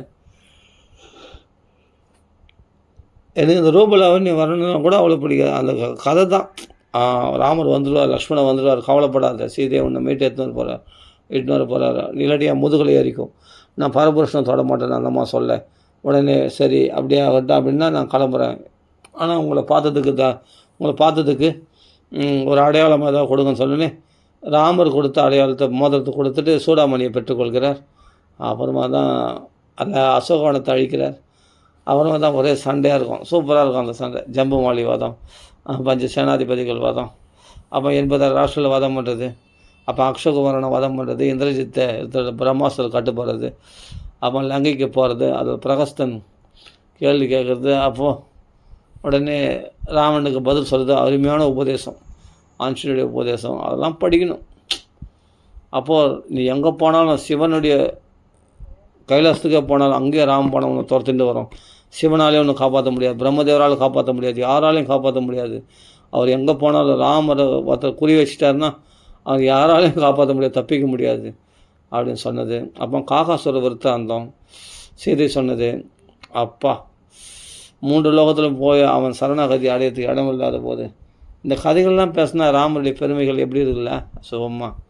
அப்போ இதெல்லாம் கேள்விப்பட்டு சூப்பராக அப்புறம் ஆஞ்சநேயர் அப்போ ராவனுக்கு உபதேசம் பண்ணி ராமர் கையில் ஒருத்தன் தப்பிச்சது கிடையாது, ராமரால் காப்பாற்றப்பட்டவங்களால் யாராலையும் அழிக்க முடியாது. சிவபெருமான் விஷ்ணு, சிவபெருமான் பிரம்மதேவி யாராலையும் அழிக்க முடியாது. இந்திர சந்திரன் அவனால் அழிக்க முடியாது. அது ராமச்சந்திரமூர்த்தியால் அழிக்க நினைச்சா யாராலையும் காப்பாற்ற முடியாது. அப்படின்னா சொல்ல உலகத்தையே படைத்து காத்து அப்படியே சிருஷ்டி பண்ண முடியும். அவரால் படைத்து காத்து அழிக்க முடியும், மறுபடியும் அப்படியே இருந்த மாதிரி சிருஷ்டி பண்ண முடியும் அப்படின்னு ஆஞ்சநேயர் ராமருடைய பெருமையை சொல்கிறார். அதெல்லாம் கேட்டவுடனே அவனை வதம் பண்ண சொன்னோடனே, விபீஷணை வதம் பண்ணக்கூடாது தூதன்னு சொன்னோடனே வாளில் நெருப்பு வச்சாங்க. அப்போது லங்கையை தீக்கரை ஆக்கி ஜெய ஸ்ரீராம் அப்படின்னு என்ன அருமை. இது திரு சொல்லணும் போல் இருக்குது. இந்த கதையெல்லாம் அப்படியே பேசினே இருக்கணும் போல் இருக்குது. என்னென்னா அப்படியே பதமாக எதுவும் தப்பாயிடக்கூடாது, அப்படி ஜாக்கிரதையாக கதை சொல்கிறத விட இப்படி சரளமாக அது யதார்த்தமாக கதை சொல்லணும். என்னை பொறுத்த என்னென்னா ரொம்ப பாயிண்ட் அவுட் வியூ பண்ணி ரொம்ப நுணுக்கமாக கதை சொல்லணும். ஒரு தப்பு கூட இருக்கக்கூடாது, அப்படிலாம் சொல்லக்கூடாது. என்னை பொறுத்த என்னென்னா விளையாட்டாக கதை சொல்லணும், சந்தோஷமாக சொல்லணும், எல்லாம் என்ஜாய் பண்ணி சொல்லணும், அனுபவித்து சொல்லணும் கதை. அப்படி தான் ரொம்ப பிடிக்கும். அதனால் இப்போ நான் பதமாக சொல்லாமல் அப்படியே சுருக்கமாக கதை சொல்கிறேன். அதான் என்னென்னா நான் இதெல்லாம் அப்படியே அதை பற்றி பேசினாவே சுகமாக இருக்கும். அது அந்த ஆஞ்சநேயர் போனது வந்தது இதில் சரள ஹிருதயம் வேணுமே தவிர இந்த கடினமான மனசு இருக்கக்கூடாது. தப்பாயும் போகுதுன்னா இப்போது பகவான் மன்னிச்சிடுவார். ஆனால் அதில் ராமருடைய பெருமை தானே முக்கியம், ஆஞ்சநேயருடைய பெருமை, சீதனுடைய கற்பினுடைய மகிமை, இதில் தானே முக்கியம். அப்போ ராமனுடைய பராக்கிரமும் முக்கியம். அவன் விஜயரில் ஜெயம். அதனால் கும்பகர்ணன் நல்லா தூங்கினான். அப்பா அதெல்லாம் ரொம்ப அருமையாக இருக்கும் அந்த வர்ணனைகளாம். அப்புறம் சீதை ராவனுக்கு உபதேசம் அந்த லங்கையை தீக்கிரையாக்கிட்டு சீதை உயிரோடு இருக்காளான்னு சரணர்கள் மூலமாக தெரிஞ்சுட்டு சீதை இடத்துல உத்தரவு பெற்றுக்கொண்டு ஜெய ஸ்ரீராமன்ட்டு அப்படியே கடல் தாண்டி வரார். அப்புறமா பார்த்தா மதுவனத்தை அழிக்கிறாங்க. அப்புறம் ராமரிடத்தில் கண்டேன் சீதைன்னு சொல்கிறாரு. அப்புறமா தான் ஆலிங்கன பாக்கியத்தை கொடுக்குறார். நடந்த விஷயத்தெல்லாம் ஒரு சுந்தரகான சுருக்கமாக அங்கே சொல்கிறார். இங்கே ஜாம்பவானிடத்தில் அங்கதனிடத்தில் ஒரு சுருக்கமாக சொல்கிறார், கொஞ்சம் விஸ்தாரமாக சொல்கிறார். அப்புறமா ராமரிடத்தில் சுருக்கமாக ஒரு சுந்தரகாண்டத்தை சொல்கிறார். அதில் அந்த கதை அப்படியே படிச்சோன்னா அப்பா இதெல்லாம் சத்தியமாக சொல்கிறேன், நீங்கள் ஸ்லோவாக படிக்காதீங்க, நல்லா ஒரு கதையை படிங்க, சுகமாக இருக்கும். திருப்பி அந்த கதையை பற்றியே பேசுங்க. மனசு இதில் உழண்டு போச்சுன்னா உலக விஷயமான கவலையே தெரியாது. இப்படி இருக்கும்போது நல்லா தாங்க இருந்தேன் நான். அப்புறம் இந்த ஸ்லோகம்லாம் படிக்காமல் கல்யாணம் ஆன பிறகு தான் அப்புறமா இந்த ஸ்லோகம்லாம் படிக்க ஆரம்பித்தேன். ஸ்லோகம்லாம் ரொம்ப கேட்க ஆரம்பிச்சு. இதெல்லாம் ரொம்ப முக்கியம், ஸ்லோகத்தோடு படிக்கணும், மூலப்பாராயணம். இப்படிலாம் சில பிராமணர்கள்லாம் என்ன பண்ணாங்க, ஸ்லோகம் முக்கியம் சொல்லி மூலப்பாராயணம் முக்கியம், கதையை விட மூலப்பாராயணம் தான் முக்கியம், மூலப்பாராயணம் தான் தபசு, அப்படி இப்படின்னு சொல்லி நம்மளை இன்ட்ரெஸ்ட் பண்ணி விட்டாங்க. அப்போ பிரம்மஸ்ரீ சுந்தரமூர்த்தி சுவாமி சொல்கிற ஸ்லோகங்கள்லாம் எனக்கும் அப்போ ஸ்லோகத்தை வர்ஷிக்கணும் எனக்கு ஒரு ஆசை வந்துச்சு. ஆனால் பகவான் கேட்டவுடனே அந்த சம்ஸ்கிருத நாலேஜும் பகவான் கொடுத்துருவான். பகவான் தான் குருவாக இருந்து எனக்கு இந்த நாலேஜை கொடுத்தான். அப்போ இப்போ சான்ஸ்கிரிட் புஸ்தகம் வச்சுன்னே நம்ம கதை சொல்ல முடியும். அந்த அளவுக்கு ப்ரிப்பேர் ஆகியாச்சு. அந்த அளவுக்கு பகவான் எனக்கு நல்லா பிரம்மஸ்ரீ சுந்தரமூர்த்தி சுவாமி வாக்கில் எத்தனை தடவை பாகவதம் கேட்டது, ஸ்ரீ அண்ணா வாக்கில் பாகவதம் கேட்டது. பகவானே நம்மளுக்கு புஸ்தகமும் நம்மளுக்கு இதுக்கு விளக்க புஸ்தகம் தமிழில் இருக்குது இல்லையா, அதையும் கொஞ்சம் பார்த்தது. அதே சமயம் பகவானால் கொடுக்கப்பட்ட ஞானத்தினால எத்தனையோ ஸ்லோகங்களுக்கு அர்த்தம் புரிஞ்சுது. எல்லாம் கேள்வி ஞானம் தான், அப்படியே பகவானுடைய அனுகிரகம் தான். அனுகிரகத்தினால இப்போ சான்ஸ்கிரிட்டை வச்சு இப்போ கதை சொல்ல முடியும். பாகவதம் மூலப்பாராயணம் புஸ்தகம் வச்சு இப்போ நம்ம கதை சொல்கிற அளவுக்கு பகவான் அனுகிரகம் பண்ணியிருக்கான். அப்போ இப்போ கதை நல்லா புரியுது. இப்போ தமிழ் புஸ்தகம் இல்லைன்னா சான்ஸ்கிரிட் புஸ்தகத்தை வச்சு இப்போ நம்ம கதை சொல்லிடலாம் ஈஸியாக. அந்த கிருஷ்ண லீலைகள்லாம் சொல்ல முடியும். அந்தளவுக்கு பகவான் அனுகிரகம் பண்ணிடலாம். சப்தாக முறையில் கூட உபன்யாசம் பண்ணியிருக்கேன், நம்ம எத்தனையோ விதத்தில் பண்ணியிருக்கோம். எதுக்கு சொல்ல வரேன்னா இதெல்லாம் பின்னாடி ஏற்பட்ட மாற்றம். ஆனால் என்னை பொறுத்தவரை என்னென்னா இதெல்லாம் விட பெரிய முன்னேற்றம் நான் சொல்ல மாட்டேன். சான்ஸ்கிரிட் படிக்க வந்தது, சப்தாக முறைப்படி இப்போ சான்ஸ்கிரிட்லேயே படித்து கதை சொல்ல முடியும். அந்தளவுக்கு பகவான் டேலண்ட்டை கொடுத்துருக்கான். இருந்தாலும் இதெல்லாம் பெரிய அனுகிரகமாக நான் நினைக்கல. எது தான் பெரிய அனுகிரகம் நினச்சேன், ஆரம்பத்தில் நான் படித்தேன் பார், அந்த சான்ஸ்கிரிட் நாலேஜே இல்லாத போது வெறும் தமிழில் படித்தேன் பார். இந்த சுந்தரகாண்ட புஸ்தகம், ராமாயணம் பூரா கதையாக படித்தேன் பார். அதில் தான் செம்ம சௌக்கியமே, அதில் தான் செம்ம டேஸ்ட்.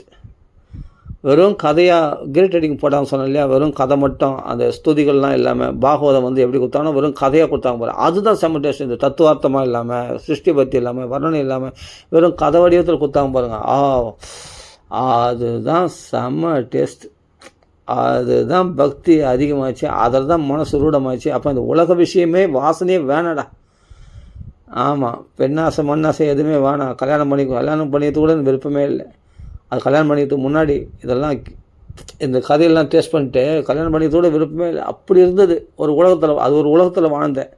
கிருஷ்ண கதைகள், ராம கதைகளில், பாகவத ராமாயணத்தில் அப்படி வாழ்ந்தேன். அப்போ இந்த கதைகள், மகாபாரதம் இதெல்லாம் கேட்டு நல்லா சுகமாக இருக்கும். மகாபாரதம் நிறைய நல்லாயிருக்கும். ஆனால் எனக்கு அதில் பாண்டவருடைய பராக்கிரமங்கள்லாம் நல்லாயிருக்கும். இருந்தால் கூட பீமன் சண்டை போடுறது, இவங்க கூட சண்டை போடுறது, பகாசுரன் சண்டை போடுறது, இடும்பாசுரன் சண்டை போடுறது நல்லா தான் இருக்கும். எனக்கு அதை விட எனக்கு கிருஷ்ணனுடைய பெருமைகள், தெய்வமே வந்து லீலை புரிஞ்சிருக்கு, அதில் தான் எனக்கு ஈர்ப்பே அதிகம். அந்த கிருஷ்ணன் தான் ஆகர்ஷணம் அதிகம். இந்த ராமருடைய பெருமை, கிருஷ்ணனுடைய பெருமைகளை பேசினா ரொம்ப பிடிக்கும். அதனால் அவருடைய லீலைகளுக்கு அழிஞ்சேன். அப்புறமா தான் பாகவதத்தில் கிடைச்சிது. சரி, ஓகே, அது போகட்டும். அப்புறமா இந்த அப்புறம் ஆலிங்கனம் பாக்கியம் கொடுக்குறாரு ஆஞ்சநேய சுவாமி ராமருக்கு. அப்போ ஆலிங்கனம் பாக்கியம் தன்னையே கொடுத்துட்டார். யார்? ஆஞ்சநேயருக்கு. வேறு எந்த பரிசு கொடுக்க முடியும் கண்டேன் சீதையும் சொன்னதுக்கு? உடனே போர்க்காலத்துக்கு கிளம்புறாங்க. போர்க்காலத்துக்கு கிளம்புன்னு மறுபடியும் அங்கதனை தூது விடுறார். அது சம்மதிக்காத போது தான் சண்டை போடுறார். அப்போ எல்லா ராட்சர்களும் வதம் பண்ணுறார். நல்லா அடிக்கடி நாகாஸ்தத்தில் கட்டுப்பட்டு வருது. அப்போ கருடாழ்வார் வர்றது. அப்போ சக்தியாயத்தில் கட்டுப்பட்டது. விழுந்து போகிறது லக்ஷ்மண சுவாமி. அப்போ ராமர் புலம்புறது. அப்போ சஞ்சீவினி கொண்டு வர்றது, மலையை கொண்டு வர்றது, அப்போ காப்பாற்று. இதெல்லாம் ரொம்ப சூப்பராக இருக்கும். இதெல்லாம் கேட்டு அப்புறம் எப்படிலாம் சண்டை போட்டாங்க. அப்போ கும்பகர்ணன் வருவான்.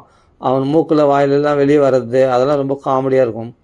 அதெல்லாம் ரொம்ப அற்புதமாக இருக்கும். அதில் வந்து என்னென்னா பகவானே அந்த கும்பகர்ணனை வதம் பண்ணுறது, இந்திரஜித்தில் போராடுறது. இந்திரஜித்து அடிக்கடி சண்டை போட்டு ராம லக்ஷ்மணன் மூச்சடையும்படி செய்கிறது இந்திரஜித்து. அப்போ லக்ஷ்மண சுவாமி கடைசியில் ஜெஹி ராவணி அவன் ஐந்திராஸ்திரத்தினால ராம மந்திரத்தை ஜெபிச்சு தர்மாத்மா சத்யசந்தஸ்ச ராமோ தாசரதி எதி, அது ஸ்லோகம் நல்லா மனப்படமாக இருந்து எல்லாம் டக்குன்னு மறந்து போச்சு. ஜெஹி ராவணிம் அப்படின்னு சொல்லுவாங்க இல்லையா? அந்த ராவனுடைய பிள்ளையாகிய அந்த எங்கே இருந்தாலும் அவன் தலையை சீவின்னு வரணும்னு சொல்லிட்டு அந்த அபிமந்திரம் பண்ணி அந்த ஐந்திராஸ்திரத்தை, அவன் இந்திரஜித்துன்னு பேர், அந்த இந்திரஜித்தை சிரசை கொய்யறார், சிரசை சீவிடுறார். அந்த ராமநாமத்தை சொல்லி அந்த இந்திராஸ்திர பானத்தினால அவன் தலையை துண்டாக்கிறார், இந்திரஜித்துடைய தலையை. இப்படி இந்திரஜித்து வாதமாகுது. அப்போ ராவணன் ரொம்ப கும்பகர்ணன் கூட அவ்வளோ கவலைப்படல, இந்திரஜித்துக்காக ரொம்ப கவலைப்படுறான். அப்போ ராவணனே சண்டைக்கு வரான். அப்பா அந்த சண்டை ராமராவணே யுத்தே ராமராவணத்துக்கு சம்ம வேலை எந்த யுத்தமும் கிடையாது அப்படின்னு பயங்கரமாக சண்டை போடுறாங்க. அப்போமா அகஸ்தியர் வந்து ஆதித்ய ஹிருதயம் உபதேசம் பண்ணுறது, இன்று போய் நாளை வாழ அமைச்சிட்ட பிறகு அப்புறம் மறுபடியும் யுத்தம் பண்ணுறது. அப்போ மாதளி இந்திரன் தேர் அனுப்புறது, கடைசியில் தான் தேர் அனுப்புகிறான். ராவணன் சண்டை போடும்போது தான் தேர், அதுவும் கடைசியில் அனுப்புகிறான். அதுக்கு முன்னாடிலாம் தரையிலேருந்து சண்டை போட்டார், ஆஞ்சநேயர் மலை ஏறி சண்டை போட்டார் ராமர். அப்புறம்தான்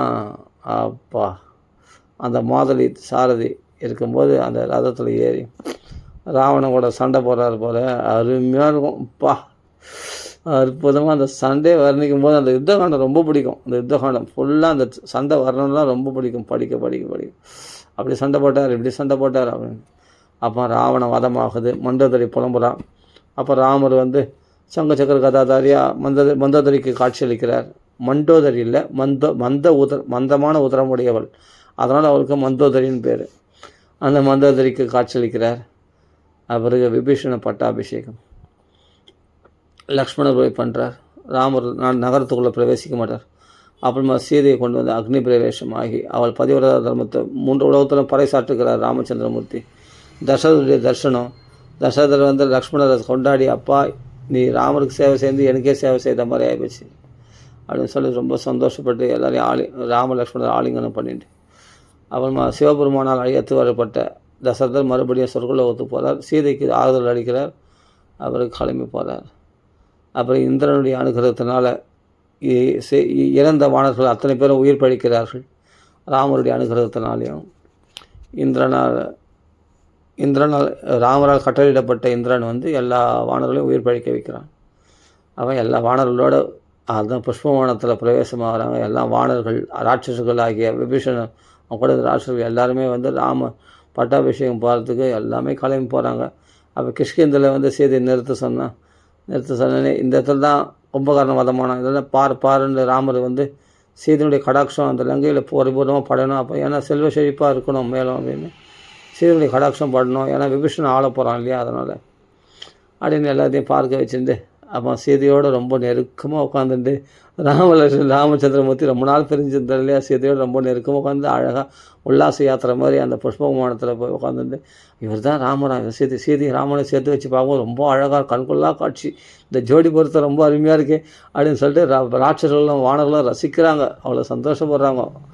அவங்களுக்குள்ளே ஒரே குதூகலம், என்ன பேசிக்கிட்டே தெரில, ஒரே சிரிப்பு, இப்போ பாட்டு கொண்டாட்டம் தான் அங்கே ஜாலியாக இருக்கிறாங்க. அந்த வானர்கள்லாம் ராட்சர்கள்லாம் ஒன்றா இருக்காங்க, ஜாலியாக இருக்காங்க. அப்போ விபீஷணன் சுக்ரீவன்லாம் சந்தோஷப்படுறாங்க, ஆஞ்சநேயர்லாம் சந்தோஷப்படுறாங்க, சீதையை ராமனை சேர்த்து வச்சு பார்த்து சந்தோஷப்படுறாங்க. அப்போ சீதையை ராமனை பேசின்னு வர அழகெல்லாம் பார்த்து ரசிக்கிறாங்க அவங்க. அப்போ இங்கே தான் நான் வாலியை வதம் பண்ணேன் அப்படின்னோடனே இந்த இடத்துல கிஷ்கிந்தர் தான், இதான் கிஷ்கிந்தன், தயவுசெய்து கொஞ்சம் கிஷ்கிந்த இடத்துல முதல் விமானத்தை நிறுத்துங்கன்னு. சரி, விமானம் நின்று போச்சு, என்ன பண்ணலாம், எதுக்காக நிறுத்த சொன்னேன். சுக்ரீவன் எல்லாம் ஒரே ஆண்களாக இருக்கிறீங்க, நானும் ஒரு பெண், நான் மட்டும் பெண்ணாக இருக்கிறேன், முதல் எனக்கு தொழில் எனக்கு அதே சமயம் உங்களுக்கு கோஷ்டி வந்துச்சு இல்லையா, உனக்கு பக்த கோஷ்டி எல்லாம் ஆண்களாக வந்துட்டாங்க, பெண்களாகி எனக்கு தோழிமார்கள் வேணாமா, அதனால் என்ன பண்ண கிஷ்கிந்தில் போய் எல்லா பெண்களையும் வர சொல்லுங்கள் முதல்ல அப்படின்னு எல்லா பெண்களும் அந்த வானர ஸ்திரீகளாகிய தாரை சுருமை போன்ற எல்லா ஸ்திரீகளையும், ஆனால் அவரெல்லாம் பாகத்துக்கு வானர ஸ்திரீகளும், ஆனால் அழகி அவரெல்லாம் தேவதைகளாக இருப்பாங்களாம், எல்லாம் தேவருடைய வடிவம் தான் அப்சர ஸ்திரீகள், தேவதைகள்லாம் அவங்களாம். அதனால் வந்த உடனே எல்லாமே விமானத்தில் ஏறினவுடனே சீதைக்கு நமஸ்காரம் பண்ணுறாங்க எல்லாம். ஏன்னா சீதை தானே பெண்களுக்கு முக்கியத்துவம் கொடுத்து எல்லாரையும் வர வைக்கணும்னு நினச்சேன். சரி சொல்லி எல்லா ஸ்திரீகளும் அங்கதனுடைய தாரை வந்தா, சுக்கரனுடைய மனைவி ருமை எல்லாரும் வந்தாங்க, எல்லா ஸ்திரீகளும் அதில் ஏறிட்டாங்க. எல்லாருக்கும் எவ்வளோ பெரிய இருந்தாலும் அதுக்கு இடம் கொடுக்குமா அந்த புஷ்பமானம், அத்தனை ஸ்திரீகளும் வந்தாங்க, வானர ஸ்திரீகள்லாம். இப்படிலாம் அவர்கள் சீதையை வந்து ரசித்து பார்த்துன்னு இருந்தாங்க. சீதை ராமனை சேர்த்து வச்சு அவ்வளோ சந்தோஷமாக கண்கொள்ளா காட்சி அந்த திவ்ய தம்பதிகள். அப்புறமா தான் வந்து என்ன பண்ணால் பரத்வாஜ ஆசிரமத்தில் இறங்குறார், ஆஞ்சநேயர் தூதனுப்புறார். அப்போல்லாம் போகிறத்துல முன்ன பின்ன இருக்கும், நீ போய் அக்னி பிரவேசம் பண்ணிட்டா பகவான் இந்த பக்கம் திரும்பியே பார்க்க மாட்டான் ராமன் அப்படின்னு சொல்லி கௌசல்யே சுமித்ரை எல்லாம் கைகையெல்லாம் சொல்கிறாங்க, ஆனால் கேட்கல. அப்போது அந்த அக்னி பிரதட்சணம் பண்ணின்னு இருக்கார் பரதனும் சத்ருகனும். உடனே எரியை கரியாக்கினான்னு சொல்லிட்டு உடனே அக்னி அணைச்சிட்டாருன்னு சொல்கிறாங்க கம்பராமாயணத்தில். ஆனால் வால்மீகி ராமாயணத்தில் அப்படி வரல.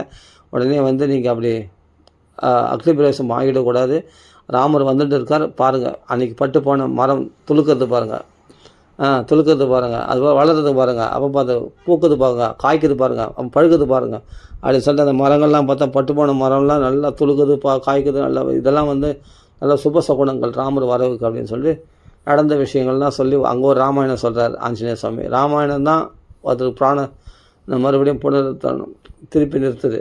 இந்த கதையே ரொம்ப சந்தோஷமாக இருக்கும், ஆவலாக இருக்கும். அந்த கதையெல்லாம் படிக்கும்போது கேட்கும்போது ரொம்ப சுவையாக இருக்கும். அப்போ ஆஞ்சநேயர் சொன்ன உடனே அப்போ தான் நீ சொல்கிறது உண்மையாக பொய்யா அப்படின்ட்டு கேட்குறாரு. பாருங்கள் பார்த்துனே இருங்க அப்படின்னு சொல்லி பார்த்துக்கும்போது கலகலன்னு ஒரே சத்தம் கேட்குது, விமானம் வர்றது தெரியுது. அப்போ பரதனும் சத்ருகனும் போய் பாதுகை கொண்டு போய் ராமருக்கு திருவடியில் போட்டுறாங்க. அப்புறம் வில்லெல்லாம் வாங்கிக்கிறாங்க, அந்த கோடை இதெல்லாம் அந்த வில்லு அம்பரை இதெல்லாம் கழட்டி அவர் சம பரிகாரம் பண்ணுறாங்க. அப்புறமா அது ஜடா பந்தனம், அந்த கேசங்கள்லாம் வந்து சுககேசமாகறாங்க. அந்த ஜடையாக பின்னப்பட்ட அந்த கேசங்கள்லாம் சுகந்த தைலங்களால் ஸ்நானம் பண்ணி அவர் அந்த ஜடையை பிரித்து வர்றாங்க. பிறகு ராமர் பட்டாபிஷேகம். அப்புறமா சுக்ரீவனுக்கு எல்லாருக்கும் அவங்களுக்கு ஒரு மாளிகை கொடுக்குறாரு ராமர், எல்லோரும் தங்கத்துக்கு எல்லா வசதிகளும் விபீஷனுக்கு எல்லாருக்கும் ஏற்பாடு பண்ணுறாரு. அப்போ விபீஷனுக்கு தான் பகவான் குலதனத்தை வாங்கி ரங்கநாதனை தூக்கி கொடுத்துட்றாரு. அதுதான் ஸ்ரீரங்கத்தில் ரங்கநாதன், அதுதான் இக்ஷ்வாகு குல தனமாகிய அந்த ரங்கநாதனை கொடுத்துறாரு. ஆனால் ராமச்சந்திரமூர்த்தி அந்த பட்டாபிஷேகத்தில் கன்னிகைகள் பட்டாபிஷேகம் வந்து வசிஷ்டர் முதலான மகரிஷிகளால் பட்டாபிஷேகத்து கோலமாக பிரகாசிக்கிறார். சீதாராமனோட பட்டாபிஷேகம் நடக்கிறது ரொம்ப கோலாகலமாக. அயோத்தியில் எங்கே பார்த்தாலும் ராமோ ராமோ ராம இது பிரஜானம், எல்லோரும் வாக்குலேயும் ராம ராம ராமநாமம் தான் எங்கே பார்த்தாலும் பிரகாசிக்குது. அருமையான சரித்திரம். இந்த யுத்தகாண்டத்தில் பட்டாபிஷேகம் முடிஞ்ச உடனே உத்தரகாண்டத்தில் சூப்பரான சரித்திரம்லாம் இருக்குது.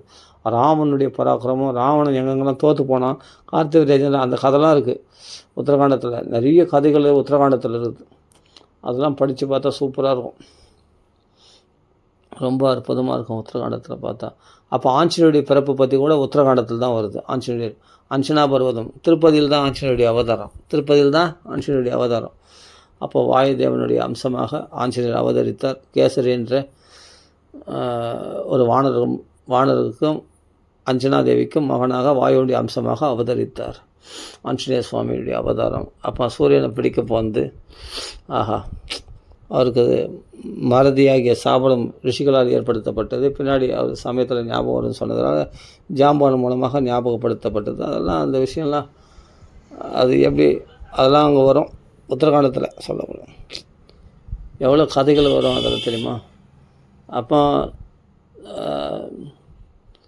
யமதர்மராஜா வந்து பேசினாருன்னு வரும். அப்போ லக்ஷ்மணர் வந்து வைகுண்டத்துக்கு போனது வரும். கடைசியில் வந்து சாந்தானிக உலகத்து சரயு நதிகளில் இறங்கி எல்லா ஜீவராசிகளும் அயோத்திக்கு அழைச்சிட்டு போகிறார். அயோத்தியில் இருக்கிற அத்தனை பேரையும் வைகுண்டத்துக்கு அழைச்சிட்டு போகிறார் ராமச்சந்திரமூர்த்தி. அருமையான ஆச்சரியமான வர்ணனை அங்கே, அற்புதமான வர்ணனை. அதுக்கு முன்னாடி சீதை கொஞ்சம் புலம்புறா, அதெல்லாம் கொஞ்சம் கஷ்டமாக இருக்கும், பூமியில் போயிடுற அப்படின்னு. ஆனால் அவர்கள் பிரியாத தத்துவம் அப்படிங்கும்போது அவர் வந்து என்னென்னா அப்போது பகவான் போகும்போது அந்த மகாலட்சுமி மற்ற தேவதைகள்லாம் வராங்கன்னா அதில் சீதையும் வரா. சீதையோடு சேர்ந்து தான் அப்போ வைகுண்டத்துக்கு போகிறார் ராமச்சந்திரமூர்த்தி. அப்போ என்னென்ன வெளிப்புறமாக மறைஞ்சிட்டாலே தவிர பூமியில் போன மாதிரி போனாலே தவிர அவனை சூட்சமாக ராமரோடு தான் இருக்கான். அவர் அவங்க பிரியாதவங்க, அவங்க அதை எப்படி பிரிக்க முடியும்? சூட்சமாக இருக்கிறான். அவன் வைகுண்டத்துக்கு போகும்போது அந்த சீதை வர அந்த இடத்துல வந்து சீதையோடு தான் வைகுண்டத்துக்கு போகிறார். ஆனால் அதுக்கு முன்னாடி போனது என்னென்னா அங்கே சில பேர் சொல்லுவாங்க அங்கே வைகுண்டத்தில் காத்திருந்தா சீதை ராமருடைய வரவுக்காக. அப்புறமா தான் வைகுண்டத்தில் போய் சாந்தானிகன்ற உலகம் தான் அது ஒரு வைகுண்டம். ராமர் இருக்கிற அயோத்தியா தாமான்னு சொல்லக்கூடிய அப்படிப்பட்ட வைகுண்டம். அந்த வைகுண்டத்தில் சீதையும் ராமனும் சேர்ந்துட்டாங்க. மறுபடியும் லக்ஷ்மண சுவாமி ஆதிசேஷனாக மாறார். ஆதிசேஷ சயனத்தில் ரெஸ்ட் எடுக்கிறாங்க. ராமவதாரம் முடிஞ்சு உடனே உணர்த்த கம்சன் முதல்ல உடனே பூமாதி வந்து அழுவா. உடனே அவருக்கு எங்கே ரெஸ்ட்டு? மறுபடியும் அடுத்த அவதாரத்துக்கு தயாராகணும் அவர். சீதே நீ என்ன பண்ணுற? மகாலட்சுமி ஆகிட்டாவன். சரி இப்போ என்ன பண்ணுறேன்? நீ போய் ருக்மணியாக போய் அவதாரம் பண்ணு, நான் போய் கிருஷ்ணனை அவதாரம் பண்ணுறேன் கோகுலத்தில் அப்படின்னு சொல்லிட்டு அடுத்த அவதாரத்துக்கு தயாராகின அவர் பகவான் நாராயணன். அருமையான விஷயங்கள் இதெல்லாம்ப்பா, அருமையான சரித்திரங்கள். இதெல்லாம் பற்றி பேச பேச பேச பேச நாக்கு இனிக்கும், மனசு இனிக்கும், சந்தோஷமாக இருக்கும், எனக்கு குதூகலமாக இருக்கும்.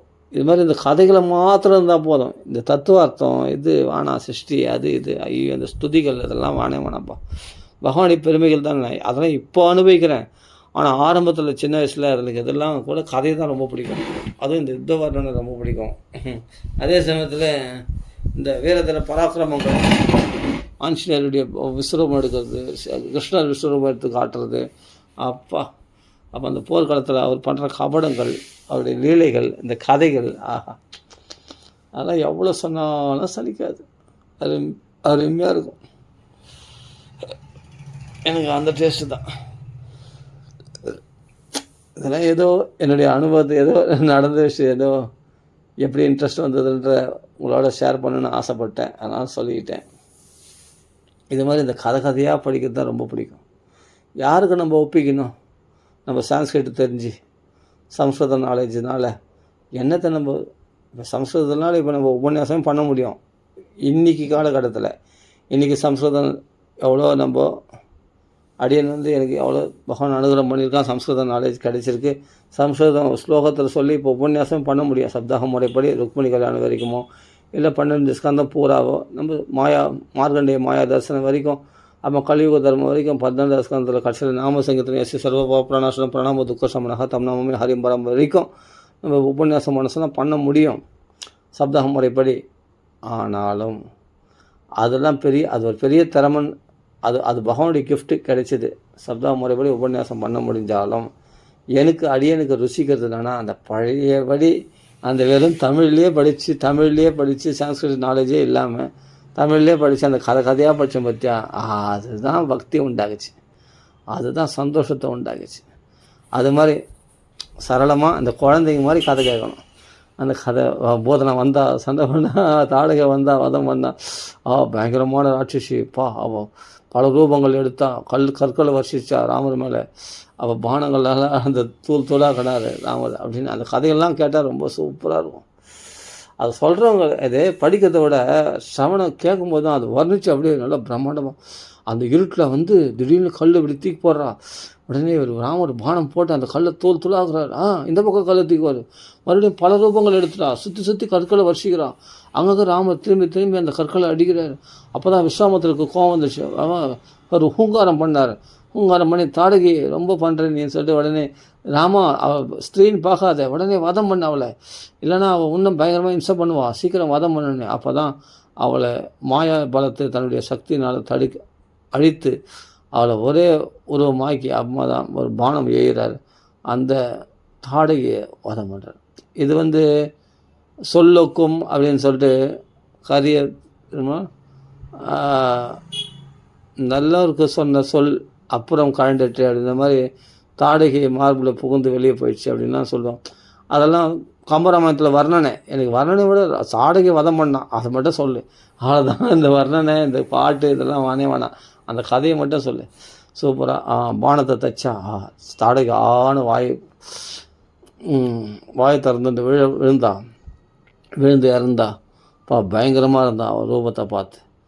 அப்படியே தாடகை வதமான உடனே அப்போ தான் கௌசிகர் விஸ்வாமித்திரர் உச்சி முகந்து முத்தம் கொடுத்து சுபதர்ஷனா அப்படின்றார். மங்களகரமான தரிசனம் உடையவனே, நீ வந்தாலே மங்களம் தானே ராமா, உன் பேரை சொன்னாலே மங்களம் தானே அப்படின்னு அந்த இது சொல்லும்போது உச்சி முகது. அப்போ தேவரெல்லாம் வந்து பூமாரி பொழியுது. அப்போ தேவரெல்லாம் சொல்கிறது அவருக்கு அஸ்திரங்களை உபதேசம் பண்ண சொல்ல. அதில் அந்த அஸ்திர வர்ணனைகள்லாம் அருமையாக இருக்கும். அந்த அஸ்திரமில் காலச்சக்கரம், அந்த சக்கரம், இந்த சக்கரம், விஷ்ணு சக்கரம்னு பல சக்கரங்கள்லாம் கொடுக்குறாராம். பல சக்கரங்கள்லாம் அஸ்திர உபதேசம் பண்ணுறாராம் விஸ்வாமித்திரர் ராமருக்கு. அப்புறம் வந்து சம்மாரம், சம்மாரம் அதாவது பிரயோகம் பண்ணுறது, அந்த அஸ்திரங்கள்லாம் கொடுக்கறது. அப்புறமா உபசம்மாரம், அது திருப்பி வாங்கக்கூடிய அஸ்திரங்கள்லாம் அந்த தேவதைகள்லாம் வந்து பிரத்யட்சமாகிறது. அப்போ அதிசயமாக இருக்கும். அதெல்லாம் அந்த தேவதைகள்லாம் என் மனசில் இருக்குன்னு சொல்லி ராமர் சொல்கிறது. அப்போ அந்த அஸ்திரங்களை பெற்றுக்கொள்வது, அப்போ பலாதிபலா மந்திரத்தை பெற்றுக்கொள்வது.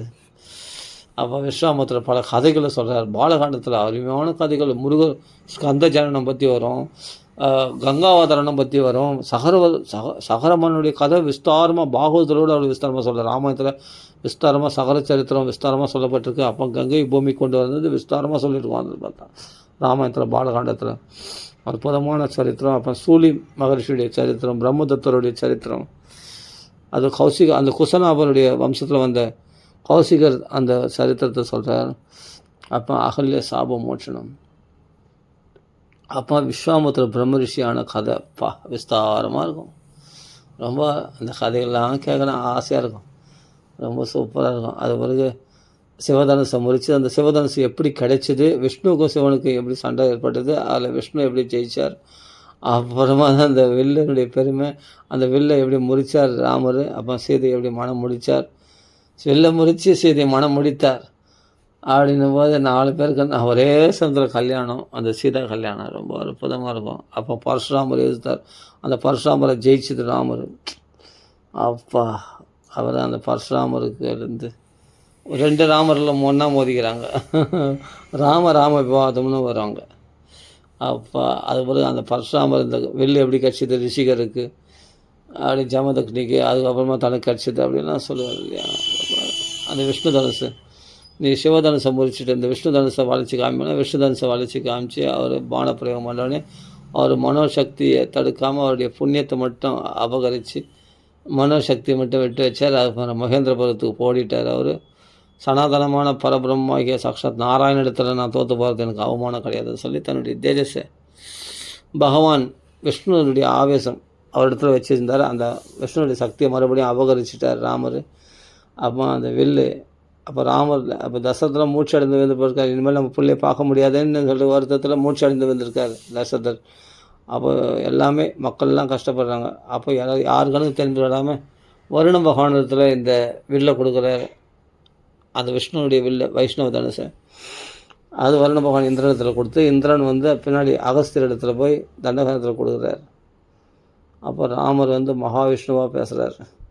யார் எங்கே அப்படிங்கும்போது வருணதேவன் வந்தான். வருணதேவன் கடை அந்த வில்லை கொடுக்குறாரு. வருணதேவன் வந்து இந்திரன் இடத்துல கொடுக்குறாரு. இந்திரன் வந்து அகஸ்தியர் இடத்துல கொடுக்குறாரு அந்த வில்லை. பின்னாடி தண்டகாரத்துக்கு போகும்போது அந்த வில்லை வாங்கி தான் 14 ராஷ்டிரங்களை வதம் பண்ணுறது ராவண வதத்துக்கு தேவைப்படுன்னு சொல்லி அந்த வில்லை அப்புறம் வச்சுருக்கா. சாரங்கபாணி, சாரங்க வில்லு, விஷ்ணு தனுசு. அது பிறகு கோதண்ட பாணியாக தான் இருக்கார். அதே கோதண்டம் தான் அங்கேயும், அதே தான். அப்படி சண்டை போட்டார், பரசுராமர் ஜெயிச்சார். அதுக்கு பிறகு அயோத்தியில் பிரவேசம், சீதை ராமனும் இல்லறம், அருமையான இல்லறம் நடத்துகிற விஷயம். அவளும் வந்து கச்சதா மாதள குலம் அப்படின்னு சொல்லி உடனே எங்கே பரதனும் சத்ருகுணங்களும் பாட்டி வீட்டுக்கு போயிட்டாங்க, தாத்தா வீட்டுக்கு போயிட்டாங்க, அதாவது கேகே தேசத்துக்கு போயிட்டாங்க. அந்த யுதாஜித்துன்ற மாமா வந்து அழைச்சிட்டு போயிடுறாங்கல்ல. அப்புறமா அவர் தான் ராமர் பட்டாபிஷேகத்துக்கு ஏற்பாடு, கைகையினுடைய மனசு கலைக்கிறது, அவர்கள் ராமர் வந்து சத்தியம் பண்ணுறது. அப்போ கௌசல்ய சம்பாதம், லக்ஷ்மண சம்பாதம், சீதை சம்பாதம், அப்போ யாத்திரை தானம், அப்படியே எல்லாம் அப்படியே நடக்குது, நிறைய நடக்குது. ரொம்ப அற்புதமான விஷயங்கள்லாம் இருக்குது. ராமாயண கதை திருப்பி திருப்பி திருப்பி திருப்பி எவ்வளோ பேசினாலும் சலிக்கவே சலிக்காது. அப்போ பட்டாபிஷேகம் முடியறது, ராமர் பட்டாபிஷேகத்தோடு பூர்த்தி ஆகுது. அப்புறம் உத்தரகாண்டத்தில் அருமையான சரித்திரங்கள் எங்கே தொடங்குச்சோ அங்கேயே முடிக்கப்பட்டிருக்குது ராமாயணம் பார்த்தா சூப்பராக. ஏன்னா லாபகுசர்கள் தானே 32 நாள் அஸ்வமேத யாகமண்டலத்தில் அரங்கேற்றம் பண்ணுறாங்க இந்த ராமாயணத்தை, ராமருடைய முன்னிலையில். அப்போ ராமர் மக்களாக சேர்ந்தானே ராமாயணம் கேட்குறாரு. அப்படியேப்பட்ட லாபகுசர்கள் அருமையான கான வித்தையில் சிறந்த நிபுணர்களாகிய ராமருடைய பிரதிபிம்பம் போல இருக்கக்கூடிய அவர்கள் வந்து தேஜஸில் பிரகாசிக்கிறாங்க. வால்மீகி சொன்னபடி அந்த 32 நாள் ராமாயணம் அப்பா அருமையாக பாடலாக பாடி கான வித்தையில் சிறந்த நிபுணர்களாகி அவர்கள் ராமாயண கதையை சொல்கிறாங்க. இது மாதிரி அடியனுக்கு இந்த கதையாக கேட்குறது தான் ரொம்ப பிடிக்கும். கதையாக இருக்கணும், அருமையாக இருக்குங்க. அது ஒரு உலகம், அது ஒரு சந்தோஷம். உங்களுக்கு எந்த ஆசையும் வராது பாருங்கள். நீங்கள் வேணால் பாருங்கள், கதையாக கேட்டு பாருங்கள். உங்களுக்கு மனசில் எந்த ஆசையும் வராது. நீங்கள் ஒரு தனி உலகத்தில் வாழ்வீங்க. எதுக்குடா இந்த சம்சார வாழ்க்கை, எதுக்குடா ஏன்டா கல்யாணம் பண்ணிக்கிட்டோம் அப்படின்ற மாதிரி தோணும். இப்படியே இருந்திருக்கலாமே, பகவத் பக்தியிலே இருந்திருக்கலாமே, எதுக்கு சொத்து சுகம் அதில் ஆசைப்பட்டுன்னு. இந்த கதையே ரொம்ப சுவாரஸ்யமாக இருக்குது. எவ்வளோ அருமையான கதைகள்லாம் இருக்குது கேட்கறதுக்கு. இவ்வளோ விஷயங்கள் மனசு என்னென்னா நிறைய சாப்பாடு போட்டால் ஃபுல் மீல் சாப்பிட்டா எப்படி இருக்கும், அவ்வளோ திம்முன்னு இருக்கும். எவ்வளோ கதைகள் இருக்குது. ராமாயண கதையை பார்த்தா அப்படியே மனசு நிறைஞ்சு போயிடும். ஐயோ கொஞ்சம் கதையாக இருந்தேன்னா சரி தாடகம் அவ்வளோதான் இன்றைக்கி கதை அப்படின்னா அவ்வளோதானே, ராமருடைய பராக்கிரமம் அவ்வளோதானா அப்படின்ற மாதிரி ஆகிடும். அப்புறமா மாரிசவாதம் சுபாகவாதம் எல்லாமே சொல்லணும். அப்புறமா வில்ல முறிச்சது, அகலி சாபவிஷ்ணம் பண்ணது, இந்த வீரத்தில் பராக்கிரமம்லாம் சொன்னால் திருப்தியாக இருக்கும். பரவாயில்ல, நிறைய கதை சொன்னார்ப்பா, நீ ராமருடைய பெருமைகள் நிறைய சொன்னால் தான் திருப்தியாக இருக்கும். பயம் துணை விதிருப்பியாம உத்தம ஸ்லோக விக்ரமே ரசஜானம் சுவாது எச்சுன்பதாம் ரசஜானம் சுவாது பதே பதே. அதுதான் பார்த்து தித்திப்பாக இருக்கும் கிருஷ்ண கதைகள், ராமகதை. அது திருப்தியாக இருக்கிற மாதிரி நிறைய பூர்ணமாக சொல்லணும். கதையை குறைச்சிடக்கூடாது, கதையை பூர்ணமாக சொல்லணும் அப்படின்னு. அப்போ அடுத்தது அப்பா விராதனை வதம் பண்ணுறாரு, கபந்தனை வதம் பண்ணார், அது இதுன்னு சொல்லும்போது அப்புறமா நல்லாயிருக்கும். அதெல்லாம் அவளை ஃபுல்லாக சொன்னால் திருப்தியாக இருக்கும். ஒரு 2 மணி நேரம் சொல்லணும், வெறும் கதையே சொல்லணும். அப்பா சொன்னாரியா, திருப்தியாக மனசு அப்படியே சமிருஷ்டியாக இருந்ததுயா, நல்லா இருந்ததுயா, ஃபுல் மீல் சாப்பிட்ட மாதிரி இருந்தது அப்படின்னு அந்த கதையை ஃபுல்லாக கேட்டால் சந்தோஷமாக இருக்கும். அப்பா அது மாதிரி அந்த சுக்கரனுடைய கதை, வாலியினுடைய கதை, அவன் துந்திப்பி வதம் பண்ணுது, மாயாவி வதம் பண்ணுது, வாலி அது வேறு தர பராக்கிரமங்கள், ராமருடைய பெருமை, வாலியை வதம் பண்ணுது, சுக்கரன் பட்டாபிஷேகம் பண்ணுது. அப்பா அதெல்லாம் அப்படியே கேட்டுனே வரணும். அந்த கதையை திருப்பி திருப்பி திருப்பி திருப்பி நம்மளே என்ன பண்ணணும், கதை சொல்லிவிட்டு ரெக்கார்ட் பண்ணிட்டு நம்மளே கேட்கணும், கேட்டு அதில் ஆனந்தம் பண்ணணும். அதெல்லாம் எனக்கு ஒரு ஆசை. எனக்கு இது மாதிரி கதையாக அப்படி கேட்டுன்னா அது ஒரு தனி உலகம். அந்த ராம் பக்தர் கிருஷ்ண பக்திலே தலைச்சின்னு இருக்கலாம். அந்த சந்தோஷத்தை யாராலையும் கொடுக்க முடியாது, ஆனால் அந்த சந்தோஷத்தை யாராலையும் கெடுக்கவும் முடியாது. ஏன்னா அந்த கதையில் நம்ம ருசிக்க ஆரம்பிச்சிட்டோம்னா, எப்போ பௌதிக விஷயத்தில் ஆசை, பெண் ஆசை வந்ததோ, மண் ஆசை வந்ததோ, அவள் தான் போச்சு. இந்த ரசம்லாம் கெட்டுப்படும். இந்த கிருஷ்ண கதை, ராமர் கதையில் உள்ள ரசம் கதையாக கேட்கணுன்ற ஆசை, இந்த ஆசை, இந்த பௌதிக ஆசை உள்ளே வந்துச்சுன்னா இதெல்லாம் கெட்டுப்படும். பால் தயிராக தெரிஞ்சு போகிற மாதிரி, புளிப்புத்தன்மை வந்தால் தயிராக தெரிஞ்சு போகிற மாதிரி, பால் கெட்டு போகுதுன்னு சொல்கிறாங்க இல்லையா, கெட்டு போன பால் தெரியாக வந்ததுன்னா அது மாதிரி ஆகிடும். அதனால தான் என்ன பண்ணணும், இந்த லோக விஷயத்தில் இறங்கவே கூடாது. அந்த கதைகளை மாத்திரம் படித்தோம்னாவே கிருஷ்ண பக்தி ராம பக்தி எல்லையற்று உண்டாகும். ராமாயணத்தில் எது சுவாரஸ்யம் இல்லை, இந்த வர்ணனைகள் புலம்புறதெல்லாம் விட்டுருங்க. புலம்புறதெல்லாம் விட்டு அந்த கதை மட்டும் படிங்க, செம்மையாக இருக்கும் படிக்கிறதுக்கு. அடுத்து அடுத்து அடுத்து அடுத்து விறுவிறுப்பாக இருக்கும் படிக்கிறதுக்கு. அந்த ராஜாஜி எழுதுன ராமாயணம் ரொம்ப பிடிக்கும். அது வெறும் கதை மட்டும் அழகாக சொல்லியிருப்பார், நல்லாயிருக்கும்.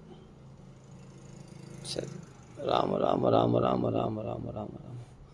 எதுக்கு சொல்ல வரணுன்னா, கதை மாத்திரம் போதும். கதையில் கிடைக்கிற பக்தி சுவை வேறு எதுலையும் கிடைக்காது. எனக்கு அதான் பிடிக்கும். இந்த ஸ்லோகமாக சொல்கிறத விட கதை அதுதான் எனக்கு பழைய ஞாபகம் வருது. அப்போ எவ்வளோ சௌக்கியமாக இருந்தோம், எவ்வளோ சந்தோஷமாக இருந்தது. அது மாதிரி கிடைக்குமா? நீ ஸ்லோகத்துக்கு அர்த்தம் புரியுது, எல்லாம் ஓகே, உபன்யாசம் பண்ணுற அளவுக்கு ஸ்லோகம் படித்தா புரியுது இருந்தால் கூட அந்த கதையாக படிக்கிற கதையாக கேட்குற சௌக்கியம் சொல்கிறபோது சொல்கிற மாதிரி என்னென்னா, கதையாக படிக்கிறத விட கேட்குறது சூப்பர். கேட்குறதுனால எல்லாம் வர்ணித்து சொல்லுவாங்க, நல்லா ரசித்து சொல்லுவாங்க, நல்லா பிரம்மாண்டமாக சொல்லுவாங்க, நல்லா அனுபவித்து சொல்லுவாங்க அந்த கதையை. பூதனை வந்தா அப்படி சொன்னோம் இல்லையா, அது மாதிரி அவ்வளோ பெரிய மலையே தூக்கிட்டார் ஆஞ்சநேய சுவாமி. எப்படி தூக்கினார்? வாளில் கட்டி அந்த மலையை தூக்கிட்டார், அந்த சஞ்சீவினி பர்வதத்தை. மூலிகைலாம் ஒளிஞ்சிக்கிறது. அப்போது சுஷேடன் என்ற அந்த வானர வைத்தியன் அவன் என்ன பண்ணுறான், அந்த மூலிகையை கண்டுபிடிச்சி எடுத்து, அப்போது லக்ஷ்மணன் முகத்தில் மோந்த உடனே அவர் சரியாக வர்றார். அந்த மூலிகைகள் நிறைஞ்ச அந்த மலையை தூக்கி வரும்போதே கை வெட்டுப்பட்டவர்கள், கால் வெட்டுப்பட்டவர்கள் போன்றவர்கள்லாம் வந்து சஞ்சல்யகரணி, விசல்யகரணி, சஞ்சீவினி போன்ற அந்த மூலிகைகள்லாம் காற்று பட்ட உடனே எல்லோரும் வெட்டுப்பட்டவர்கள், குத்துப்பட்டவர்களும் எல்லா வானர்களும் உயிரோடு எழுந்துருக்குறாங்க. அந்த சஞ்சீவினியுடைய வாசனை பட்ட உடனே, சஞ்சீவினா மறுபடியும் அவர்கள் ஜீவிக்கிறார்கள். எல்லாரும் மறுபடியும் எழுந்துக்கிறாங்க. அந்த வானர்கள்லாம் மறுபடியும் சண்டைக்கு தயாராகிறாங்க. கை வெட்டுப்பட்டவர்கள்லாம் கை ஒட்டிக்குது, தலை வெட்டுப்பவர்களும் தலையெல்லாம் ஒட்டிக்குது, எல்லாருக்கும் உயிர் வந்தது. அந்த சஞ்சீவினி பருவதம் அவ்வளோ பவர்ஃபுல்லான மூலிகை. ஒரு மூலிகையில் இவ்வளோ பவர் வச்சுருக்கார் பகவான் படைப்பு பற்றி. அப்படி இருக்குது. அதுபோல் அந்த சஞ்சீவினி பருவத்தை மறுபடியும் கைலாச மாலையில் கொண்டு போய் வச்சிடுறாரு ஆஞ்சநேய சுவாமி. இதெல்லாம் படிக்கும்போது எவ்வளோ சுவாரஸ்யமாக இருக்குது. இதெல்லாம் போய் படிக்கலாம், பார்க்கலாம். நம்மளை அனுபவிக்க விடாது. இதெல்லாம் இந்த கதையாக படிக்கிறதுக்கான பாக்கியம் கிடைக்கணும். கிடைச்சாதான் நம்ம இதெல்லாம் அனுபவிக்க முடியும். நம்ம தான் லோக கவலைகளில் இருக்குமே, அதனால் இந்த பாகவத்துக்குள்ளேயே ராமாயணத்துக்குள்ளே பிரவேசிக்க விடாது.